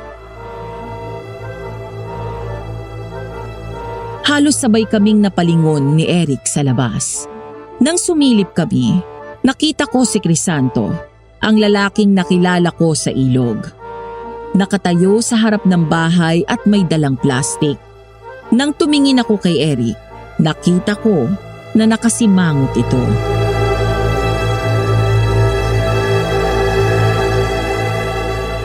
Magbihis ka na, lalabas lang ako. Hindi ba't sinabi ko na huwag kang makikipag-usap dyan? Eric, nakakaya naman na hindi harapin. Maayos pumunta dito yung tao, sandali lang naman eh. Rain? Rain? Tao po. Sige. Pero wag na wag kang lalabas ng bakuran. Oo, Nagmadali akong lumabas at sinalubong ng ngiti si Crisanto. Bukod sa dala nitong plastik, ay may dala din itong bungkus ng mga bulaklak. Napangiti ako nang makita ang dala nitong bulaklak.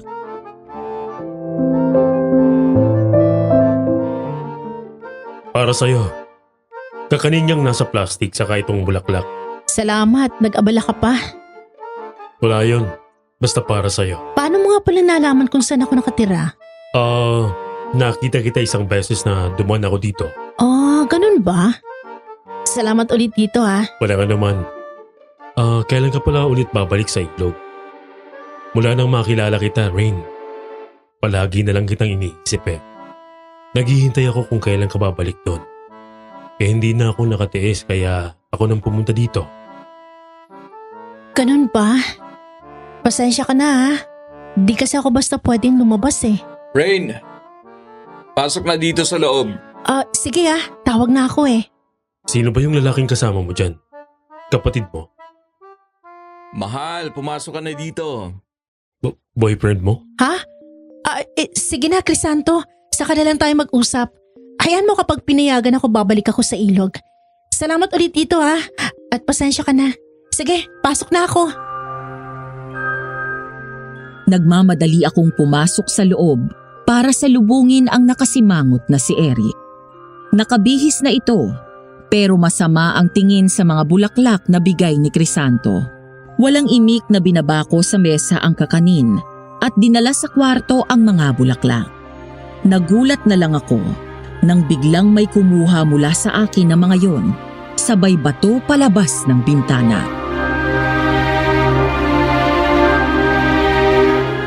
Hoy! Ba't mo tinapon sa labas? Akma na akong bababa para kunin sana ang mga bulaklak, pero hinawakan ako sa braso ni Eric. Nang lumingon ako sa kanya, ay bigla akong sinalubong ng halik nito. Nabigla ako sa ginawa niya, pero natagpuan ko ang sarili ko na tumutugon sa mga halik niya. Hanggang sa bigla akong natauhan at tinulak ko siya palayo. Bakit? Sorry. Maliligo muna ako. Natataranta na kinuha ko ang mga gamit ko sa panligo, maging ang tuwalya at mga damit, saka ako nagmamadaling lumabas. Parang sasabog ang puso ko ng mga sandaling yon, Madam Venus. Hindi ko rin maintindihan sa sarili ko kung bakit ko rin siya hinalikan. Pumasok ako sa banyo na malakas ang kaba. Nang mahubad ko ang damit ko ay agad akong nagbuhos para mahimasmasan. Hanggang sa halos mapatalon ako sa gulat nang biglang kumatok si Eric.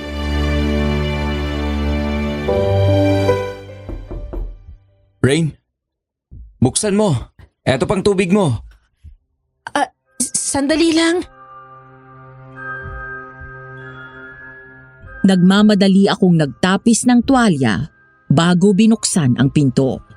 Abot langit naman ang kaba ko nang magkatinginan kami ni Eric. Matapos niyang isalin ang tubig sa isa pang timba, ay pasimple itong ngumiti sa akin. Palabas na ng banyo si Eric nang matagpuan ko ang sarili ko na humawak sa braso niya. Biglang binitiwan ni Eric ang hawak na timba, sabay halik muli sa aking labi. at hinila pasarado ang pinto ng banyo.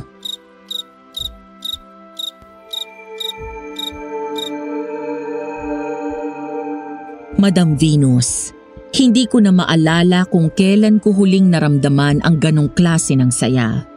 Kung hindi ako nagkakamali, buhay pa yata si Mami. Pero ngayon dumating si Eric sa buhay ko. Hindi ko akalain na ang kinaiinisan ko ay siya palang magbibigay muli ng kulay sa mundo ko. Matapos ang nangyari kanina sa amin ni Eric, ay naging sobrang lambing nito. Palagi itong nakayakap at wala kaming ginawa kung hindi ang tumawa. Ngunit ang masayang umpisa ng aming pagsasama ay nabahiran ng takot. Ang kwento sa akin ni Eric, madaling araw daw nang maalimpungatan siya at nakitang wala ako sa kanyang tabi.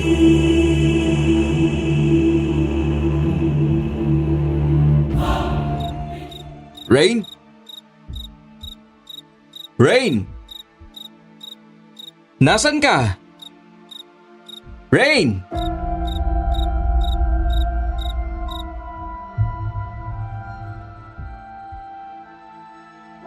Tumakbo siya palabas ng bahay at sa bawat hakbang niya palayo, sa bawat segundo na dumadaan na hindi niya daw ako nakikita, ay labis na takot ang naging katumbas nun.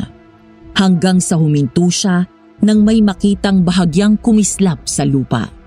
Nang kunin niyo ni Eric, agad niyang nakilala ang krus na pendant ng kwintas na ibinigay niya sa akin noong unang gabi kaming salakayin ng aswang. Ilang dipa mula doon ay nakita daw ni Eric ang isang kapareha ng tsinelas ko.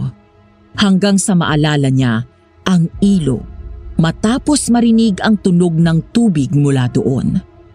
Dali siyang tumakbo at gano'n na lang daw ang panghihilakbot na naramdaman niya. Nang makita na nakalusong ako sa tubig at halos nasa dibdib ko na ang lalim.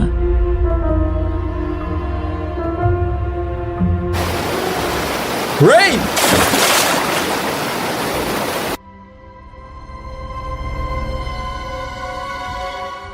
Agad lumusong sa ilog si Eric at mabilis na lumangoy. Hanggang sa nakita niya, di kalayuan mula kay Rain. Naroon sa gitna ng ilog ang aswang. Nanlilisik ang mga mata habang nakatingin kay Eric. Mabilis din daw itong lumapit sa akin, pero nang kukunin na daw ako nito, ay bigla itong napaatras dahil sa hawak na krus ni Eric. Sinamantala niya yon at agad akong hinablot palayo. Nang tumingin sa akin si Eric, dilat daw ang mga mata ko pero wala akong malay.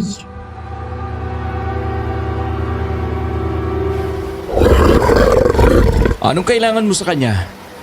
Bakit mo ginugulo si Rain? Pinukuha niya akin. Kahit kailan ay hindi siya mapapasayo. Hindi sa'yo si Rain. Matagal na siyang pinangako sa akin. Kaya narito ko para kunin siya. Hindi ko siya ibibigay sa isang demonyo na tulad mo! Huwag ka nang papatayin kita! Oo! Patayin mo muna ako! Bago mo siya makuha! Kung kaya mo! Galit na umangil ang aswang. Nagtangka itong lumapit sa amin ni Eric, ngunit hindi nito naituloy. Lumangoy siya pabalik sa pampang, saka ako kinandong ni Eric at tinapik-tapik ang pisngi. Rain! Rain! Gumising ka!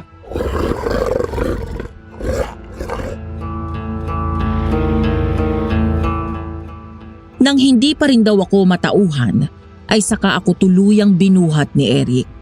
Naglakad daw siya paatras dahil sa patuloy na pagsunod ng aswang sa amin. Kapag sinusubukan itong sumugod, ay itinataas lang ni Eric ang krus na hawak niya at hihinto daw ang aswang hanggang sa tuluyan kaming makabalik sa bahay. Kinaumagahan, nagising ako ng may malamig na towel na nakapatong sa aking noo. Nang bumangon ako, ay bigla akong nakaramdam ng kaunting hilo.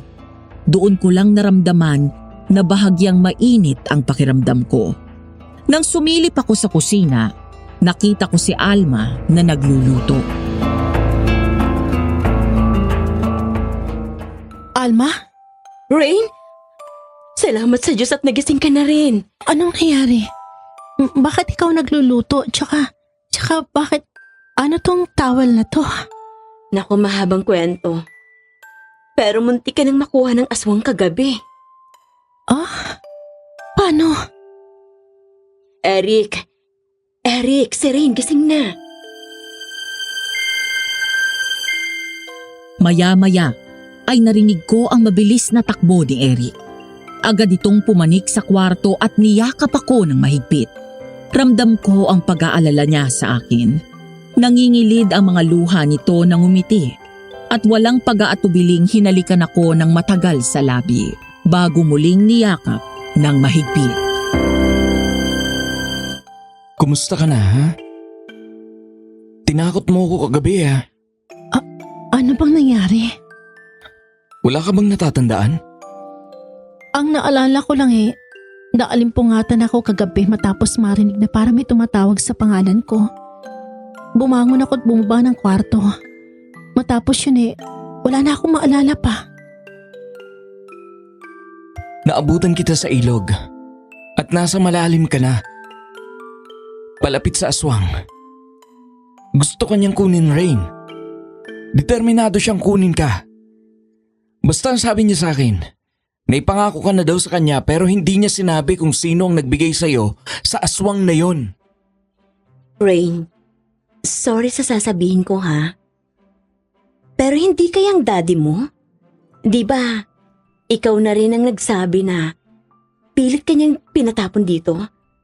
At sa Maynila pa lang, nakita mo na yung aswang na yon.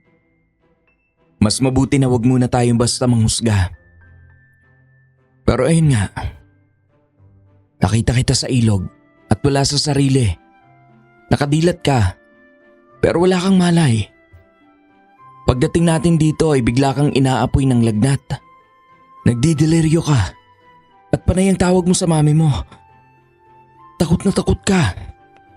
Ang akala ko hindi ka na magigising. Sorry, pinag-alala na naman kita. Huwag mo nang isipin yon. Ang mahalaga ay ligtas ka. Eric, may ibibigay pala ako sa'yo. Ano yun? Eto kunin mo. Kumunot ang noo ni Eric. Gayon din ako. Nang ilabas ni Alma ang isang nakabalot sa lumang tela. Nang buklatin yun ni Eric, ay nasa loob ang isang ancient double-edged dagger. Sa unang tingin pa lang ay halata ng antigo yun, ngunit maganda pa rin at mukhang matalim.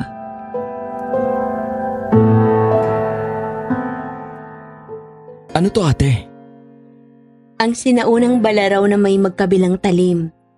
Isa siyang pamana pa mula sa mga ninuno namin sa side ni Mama. Ang sabi ng lola ko, mabisa daw yan na sandata laban sa aswang. Minsan na ikwento niya na nagamit na daw ng lolo ko ang balaraw na yan at pinatay ang isang aswang. At habang nasa bayan ako noong nakarang araw, nakapagtanong ako sa isa sa mga nakakatandang albularyo dito at nabanggit ko ang tungkol sa aswang. Galing daw sa lahi ng mga Aragas ang aswang na gustong kumuha kay Rain. Ang pagkakaiba lang, itong aswang na ito ay walang sungay. Ngunit sa laki ng pangangatawan, liksi at lakas ay pareho. Sabi niya, kung papatayin daw natin ang aswang, siguraduhin na tamaan ito sa puso, batok o sa mismong ulo para tuluyan itong mamatay. Pagkatapos ay agad na sunugin ang katawan kasama ang mga sanga ng sinukuan at kamangyan at insenso nang sa ganun ay mamatay din maging ang espiritu nito dahil may posibilidad na muling mabuhay sa ibang katawan kapag naiwan daw ang kanilang espiritu. Sige, tatandaan ko yan.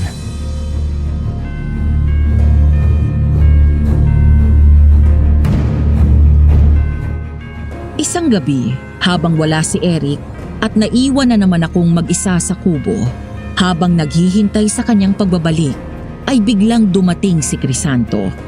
Dahil maayos naman itong pumunta doon, Maayos ko rin siyang hinarap. Agad itong tumingin sa bahay na parang may hinahanap.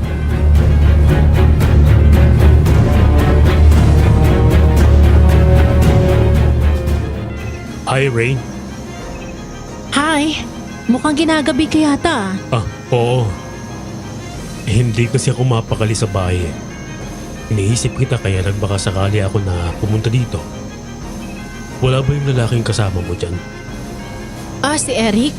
Wala siya, umalis. Pero baka pabalik din yun anytime. Bakit? Kasi Rain, may gusto sana akong sabihin sa'yo eh. Sige, ano yun? Pwede ba dito tayo sa labas mag-usap? Gusto ko sabihin sa'yo na malapit ka sa akin. Sige. Lumabas ako ng bakuran at lumapit dito. Saka ngumiti na humarap kay Crisanto. Napatingin ako sa kamay ko nang hawakan nito yun. Saka makailang beses huminga ng malalim. Habang ako naman sa mga sandaling yun, ay unti-unting umaahon ang matinding kaba.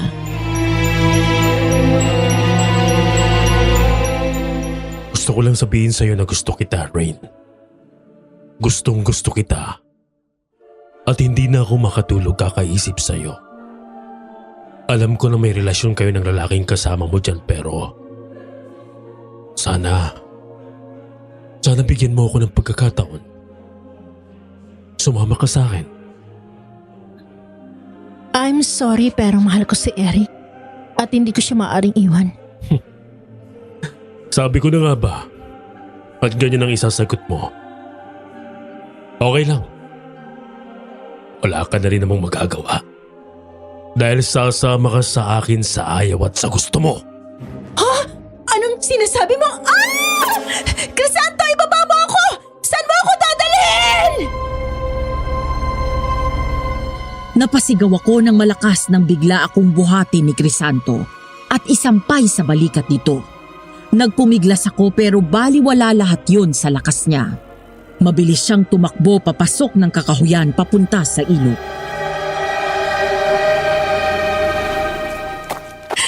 Crisanto, parang awa mo na! Ibaba mo ako! Ngunit parang bingi ito na hindi naririnig ang pakiusap ko. Patuloy lang ito sa pagtakbo hanggang sa makarating kami sa ilog kung saan niya ako binaba. Nang muli kong makaharap ito, sa halip na si Crisanto ang aking makita, ang nasa harap ko na ngayon ay walang iba kung hindi ang aswang. Ngunit sa halip na magulat, ngumisi ako na siyang pinagtakan nito. Sabi ko na nga ba, tamang nakita ko. Anong ibig mong sabihin? Alam ko nang ikaw ang aswang, Crisanto. At hindi ako sasama sa'yo. Malakas na sumigaw ito nang idikit ko sa kanyang noo ang pendant na krus na binigay sa akin ni Eric. Doon ako nabitawan ni Crisanto. Pero agad itong nakabawi at halos magliyab ang mga nanlilisik na mata nito sa labis na galit. Bigla akong sinakal nito ng mahigpit at nagawa akong iangat sa lupa. Napakatigas talaga ng ulo mo! Ayaw kitang saktan pero ayaw mo makinig sa akin! Kinukuha ko lang ang para sa akin pero nagmamatigas ka! Kung hindi ka rin lang mapupunta sa akin, papatayin na lang kita!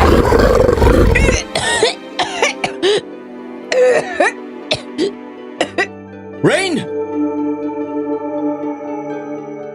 Sa kabila ng lagay ko sa mga sandaling yun, nakaramdam ako ng saya at pag-asa nang makita ko si Eric. Ngunit nagulat ako nang bigla akong ihagis ni Crisanto at gumulong ako sa damuhan. Mabilis akong sumagap ng hangin at umubo ng umubo. Samantala, sinugod ng suntok ni Crisanto si Eric na mabilis nitong naiwasan. Tumungo si Eric sabay bunot ng balaraw at saka sinaksak ito sa tagiliran. Umangil ng malakas ang aswang at agad nakabawi at nakalmot sa braso si Eric.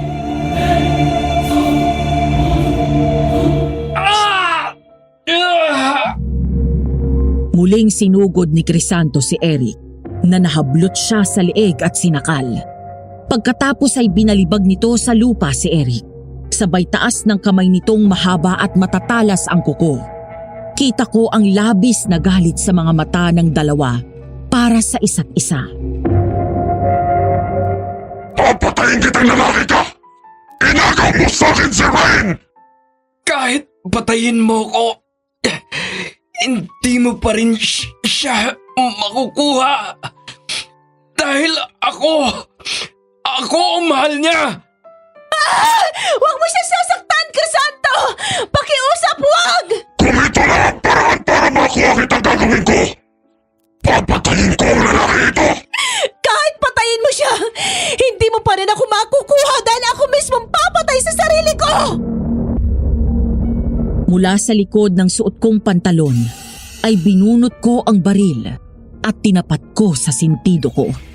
Nakita ko ang biglang pagbabago ng reaksyon ng muka ni Crisanto. Nakita ko ang takot sa mga mata niya at biglang binitiwan si Eric. Nang makahanap ng pagkakataon, biglang bumangon si Eric at sinaksak sa batok ang aswang. Pagkatapos ay binato ko kay Eric ang baril at binaril pa nito sa dibdib ang aswang. Bakit mo pinain ang sarili mo? Alam mong delikado. Dahil alam ko hindi niya ako magagawang saktan. Paano mo nalaman ang lalaking yun ng aswang? Nung madaling araw na lumabas ako ng bahay na wala sa sarili. At naabutan ako ni Eric na nasa ilog. Totoo na wala akong maalala na lumabas ako at pumunta sa ilog. Pero nang nasa tubig na ako, mga hanggang baywang ang lalim, doon ako natauhan at nakita ko na nasa gitna si Crisanto. Nakangisi habang nakatingin naghihintay sa akin. Maya-maya, lumubog siya sa tubig. At pag-ahon niya, isa na siyang aswang. Kahit takot na takot ako, hindi pa rin ako nagpahalata. Pero sa isip ko, panayang dasal ko na sana'y dumating si Eric. Kung ganun, sino ang nakaisip ng ideya na to? Ako, ate. Ayaw pa nga pumayag ni Eric nung una eh. Natatakot siya na mapahamak ako pero pagkatapos ng katakot-takot na labi ngayon, napapayag ko rin. Proud na proud ako sa'yo. Kahit natatakot ka, nilabanan mo para maipagtanggol mo ang kalayaan mo. Kailangan eh. Kailangan matuto ako ipagtanggol ang sarili ko mula sa aswang at kahit sa sarili kong ama.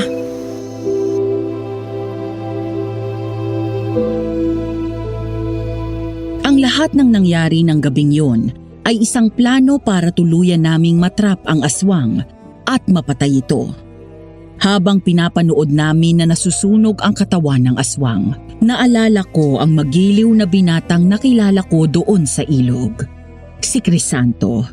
Nakaramdam ako ng panghihinayang kung sana'y nakilala ko siya bilang isang normal na tao. Alam ko na magiging mabuti kaming magkaibigan.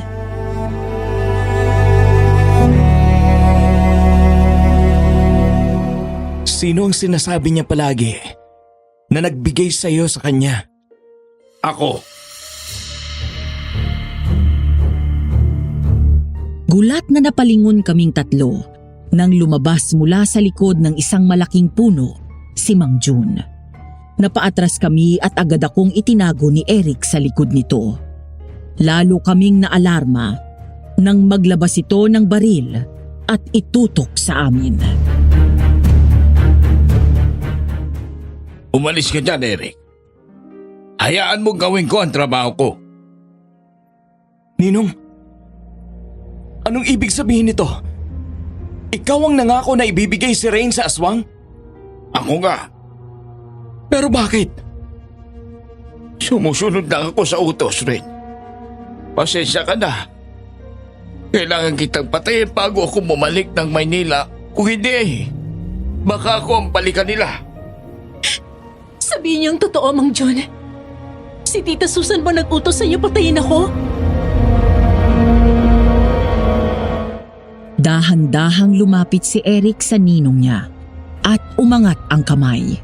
Bakas ang takot at pag-aalala sa mukha nito habang sinusubukang abutin ang baril na hawak nito.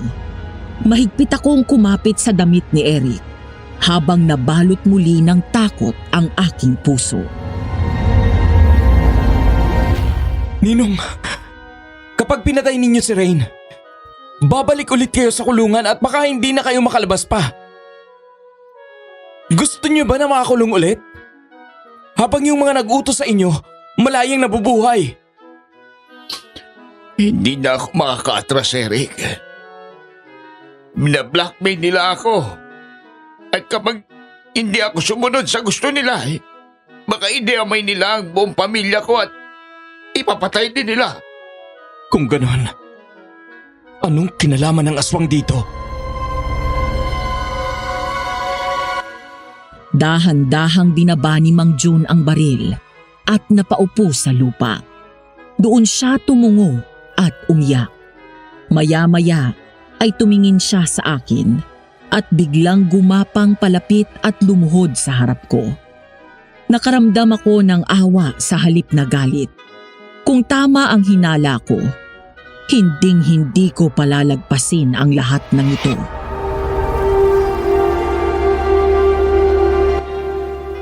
Patawarin niyo ako, Ma'am Rain. Patawarin niyo po ako. Hindi ko gusto na patayin kayo pero ipit na ipit ako eh. Ang aswang na yon, malaki ang pagkakasala ko sa kanya. Bago ako makulong ay napatay ko ang nanay ni Crisanto. Hindi ko alam na may lahi silang aswang. Galit na galit si Crisanto sa akin at gustong gusto niya akong patayin pero nagmakaawa ako. Hindi niya ako pinatay. Pero kapalit ng pagpatay ko sa kanyang ina, kailangan ay buhay din ang maging kapalit. Hindi ko agad nagawa ang naipangako ko dahil nakulong ako ng mahabang panahon. Nang makalabas ako at makapagtrabaho nga sa pamilya mo, Ma'am, nagulat na lang ako nang biglang dumating si Crisanto sa bahay ninyo. Noong gabing iyon, eksakto naman na lumabas ka mula sa bahay at nagpunta sa garden. Nakita ka niya at agad nagkagusto sa iyo. Ikaw ang hinihingi sa akin ni Crisanto, kapalit ng nanay niya na napatay ko. Kaya ba binigay mo ako sa kanya? Matagal tayo magkasama sa bahay. Buhay pa si Mami na ninalbihan ka na sa amin. Sa kabila ng pagre-rebelde ko, kahit kailan, hindi ko kayo pinakitaan ng masama. Paano niyo nagawa sa akin to? Dahil inutusan din ako ng daddy mo na patayin ka, Ma'am. Ano? Dahil hindi kita kayang saktan, Ma'am. Kaya naisip ko na mas mabuting ibigay na lang kita kay Crisanto kesa patayin kita. Totally, ikaw ang gusto niyang kunin at natitiyak ko na hindi ka niya sasaktan. Yun ang dahilan kaya pinadala ka dito ng daddy mo, Ma'am. Dahil ipinapapatay ka niya sa akin. Pero hindi ko akalain na makikialam si Eric. Hindi ko inaasahan na iibig siya sa iyo. Hindi ang Tita Susan mo ang may gustong patayin ka, kundi ang daddy mo, Ma'am. At hindi suicide ang kinamatay ng mami mo. Hindi niya nilason ang sarili niya. Ang daddy mo ang naglason sa kanya. Rain, may kailangan ka ring malaman tungkol sa akin at sa mami mo. Anong kailangan kong malaman? Hindi sa terminal ng bus ang unang beses kitang nakita. Dahil matagal na kitang kilala at binabantayan. Anong ibig mo sabihin?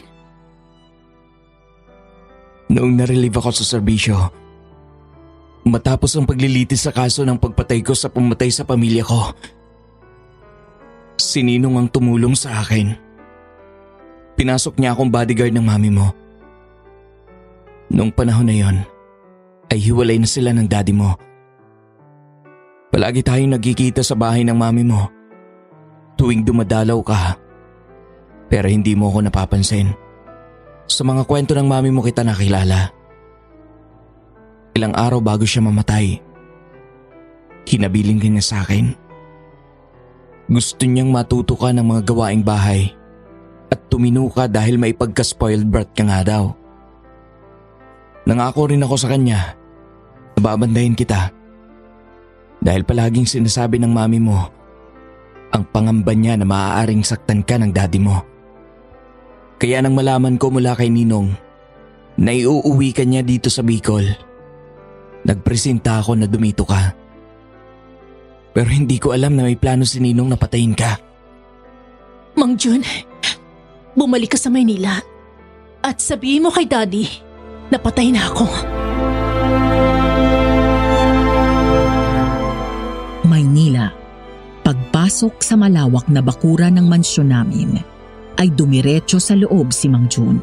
Agad ngumiti ang daddy ko nang salubungin siya mula doon sa pinto at dumiretso sila sa sala kung saan naroon din ang tita Susan ko. Ano, Jun? Nagawa mo na bang pinagagawa ko? Wala na si Rain? Opo.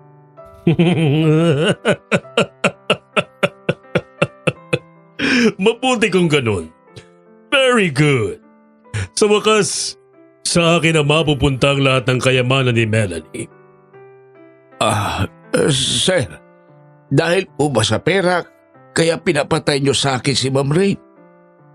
May iba pa bang dahilan? Pero sir, anak niyo po si Ma'am Rain. Wala akong pakialam sa kanya. Ang pamilya ni Melanie ang dahilan kaya naging miserable ang buhay ko. Buka lang si Rain ng isang gabing pagkakamali. Pero pinilit ako ng mga magulang ni Melanie na pakasalan ng anak nila. Pinikot nila ako. Sa una pa lang ay wala na akong amor sa batang yon. Pinagpapasensyahan ko lang ang pagre-rebelde niya pero ngayon, wala na tayong problema. Napakawalang hiya mo talaga. Anak mo pa rin siya. Sarili mong dugo. Wala akong pakialam. Lalo ngayon at masusolo ko ng kayamanan ni Melanie. Mahal, mas yayaman na tayo ngayon. Hindi na kaya ng konsensya kong mga ginagawa mo. Kung alam ko lang na ganyan ka, hindi na sana kita pinatulan.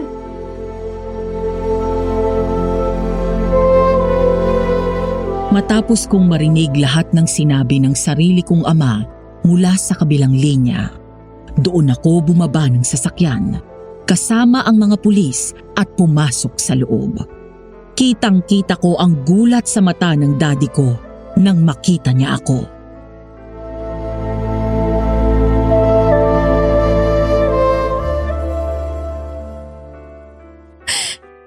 Pinalagpas ko ang kawalan mo ng pakialam sa akin. Kaya pala pinatapon mo ako sa Bicol dahil gusto mo ako ipapatay kay Mang Jun. Anong klaseng tao ka? Ayaw mo sa akin? Pues ayoko rin sa'yo. At mula sa araw na to, binubura na kita sa buhay ko. Magpapanggap ako na hindi kita nakilala at magbabayad ka sa ginawa mo kay Mami. Traitor ka, Jun! Akala ko may kasunduan na tayo! Siguraduhin mo magandang magiging alibay mo sa mga pulis. Dahil hawak na nila ang mga ebidensya laban sa'yo. Mula sa mga conversation niya ni Mang Jun sa phone hanggang sa mga CCTV footages na nakuha na namin. Rain, tutulong ako. Lahat ng nalalaman ko sasabihin ko. Rain, sandali lang! Mag-usap tayo, anak! Rain!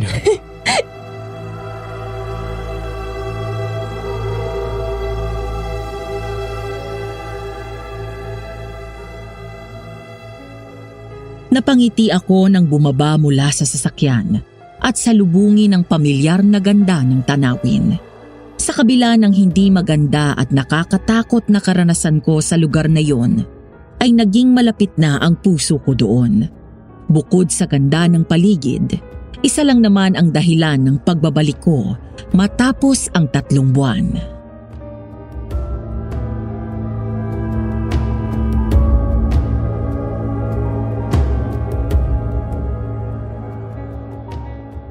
Sigurado ka na ba sa desisyon mo? Tinalikuran mo na ang buhay mo sa Maynila para manirahan dito. Sigurado po ako. Dahil dito ko natagpuan ang kapayapaan at masayang buhay na inakala ko matatagpuan ko sa piling ng sarili kong pamilya.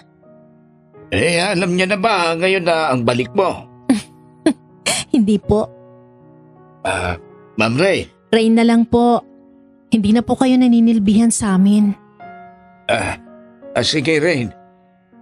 Maraming salamat at pinatawad niyo ako. Wala pong anuman. Kalimutan na natin yon. Sige na, pumasok ka na. Ilang linggo na yan nagmumukmok dahil miss na miss ka na raw. Sige po.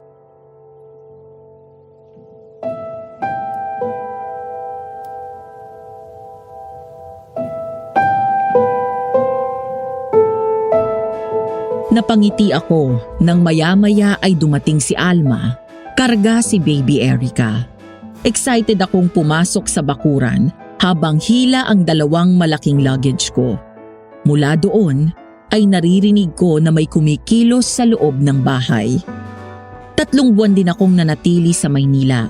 Bukod sa inasikaso ko ang pagsasampa ng kaso sa daddy ko, nagbenta din ako ng ilang properties namin sa Maynila at nag-turnover ng kumpanya sa pinsan ko na pinagkakatiwalaan ko. Matapos yon, ay saka pa lang ako nakabalik dito.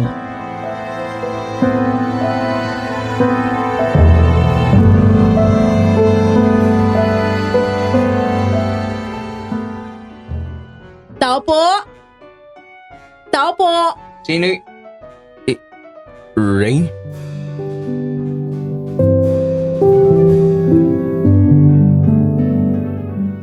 Napangiti ako nang makita ang gulat sa mukha ni Eric.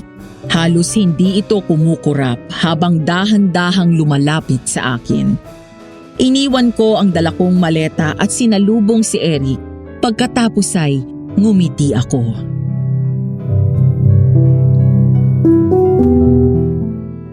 Anong ginagawa mo dito? Ang akala ko, Umuuwi. Sa'yo. ang ibig mong sabihin… Oo, Eric. Mula ngayon ito ng bahay ko. At ikaw ng tahanan na uuwian ko. Dito na ako maninirahan. Iniwan ko ng buhay ko sa Maynila. Talaga? Hindi ka ba nagbibiro? Hindi. Hindi mo na ako iiwan ulit? Hindi naman kita iniwan eh. Pumunta lang ako ng Maynila dahil marami ako nasikaso. Sa akin ka na? Habang buhay? Oo. Habang buhay. Kahit nakubo lang ang bahay natin? Mas gusto kong sa kubo tumira basta kasama ka. Kahit walang washing machine? Bibili na tayo. Kahit na panggatong ang nilulutuan mo? I don't care, Eric.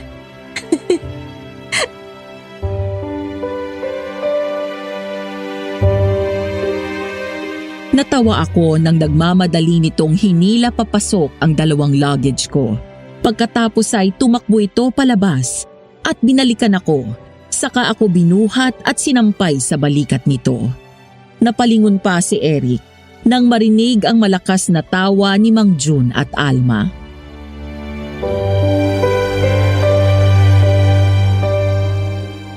Hoy Eric, dahan-dahan at baka madapa kayo. Sus! Excited na excited. Ninong, ikaw na muna bahala dun sa bukid ko. Ate, wag muna kayong pupunta dito ha. 3 araw kaming hindi lalabas. Hoy, grabe ka! Bye guys! Babawi lang ako!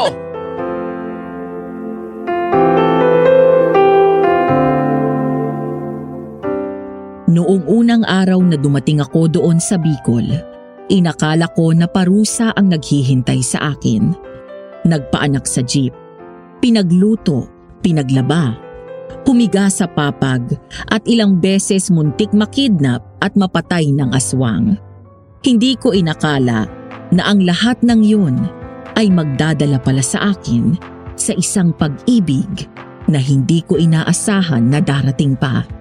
Kasalukuyan nang nakakulong ang daddy ko dahil sa pagpatay niya kay mami at sa ilang ulit niyang pagtatangka sa buhay ko. Kami naman ni Eric ay naninirahan pa rin dito sa Bicol. Kinasal na kami at may 3 malulusog na anak. Lumaki na ang lupa namin at nakapagpatayo na rin kami ng mas maayos na konkretong bahay. Minsan, sa tuwing iniisip ko ang mga nangyari, hindi ko maiwasan na makaramdam ng lungkot. Pero wala na akong magagawa at nakalipas na yon. Kaya naman nangako ako sa sarili ko na bubusugin ko ng pagmamahal ang mga anak ko na hindi ko naranasan mula sa sarili kong ama. Ano kaya ang masasabi ng mga tagapakinig natin sa kwento ko, Madam Venus? Mayroon din kaya silang karanasan na gaya ng sa akin? Sa aswang man o problema na pangpamilya? Sana ay may natutunan kayo sa aking kwento. Hanggang dito na lamang. Nagmamahal, Rain.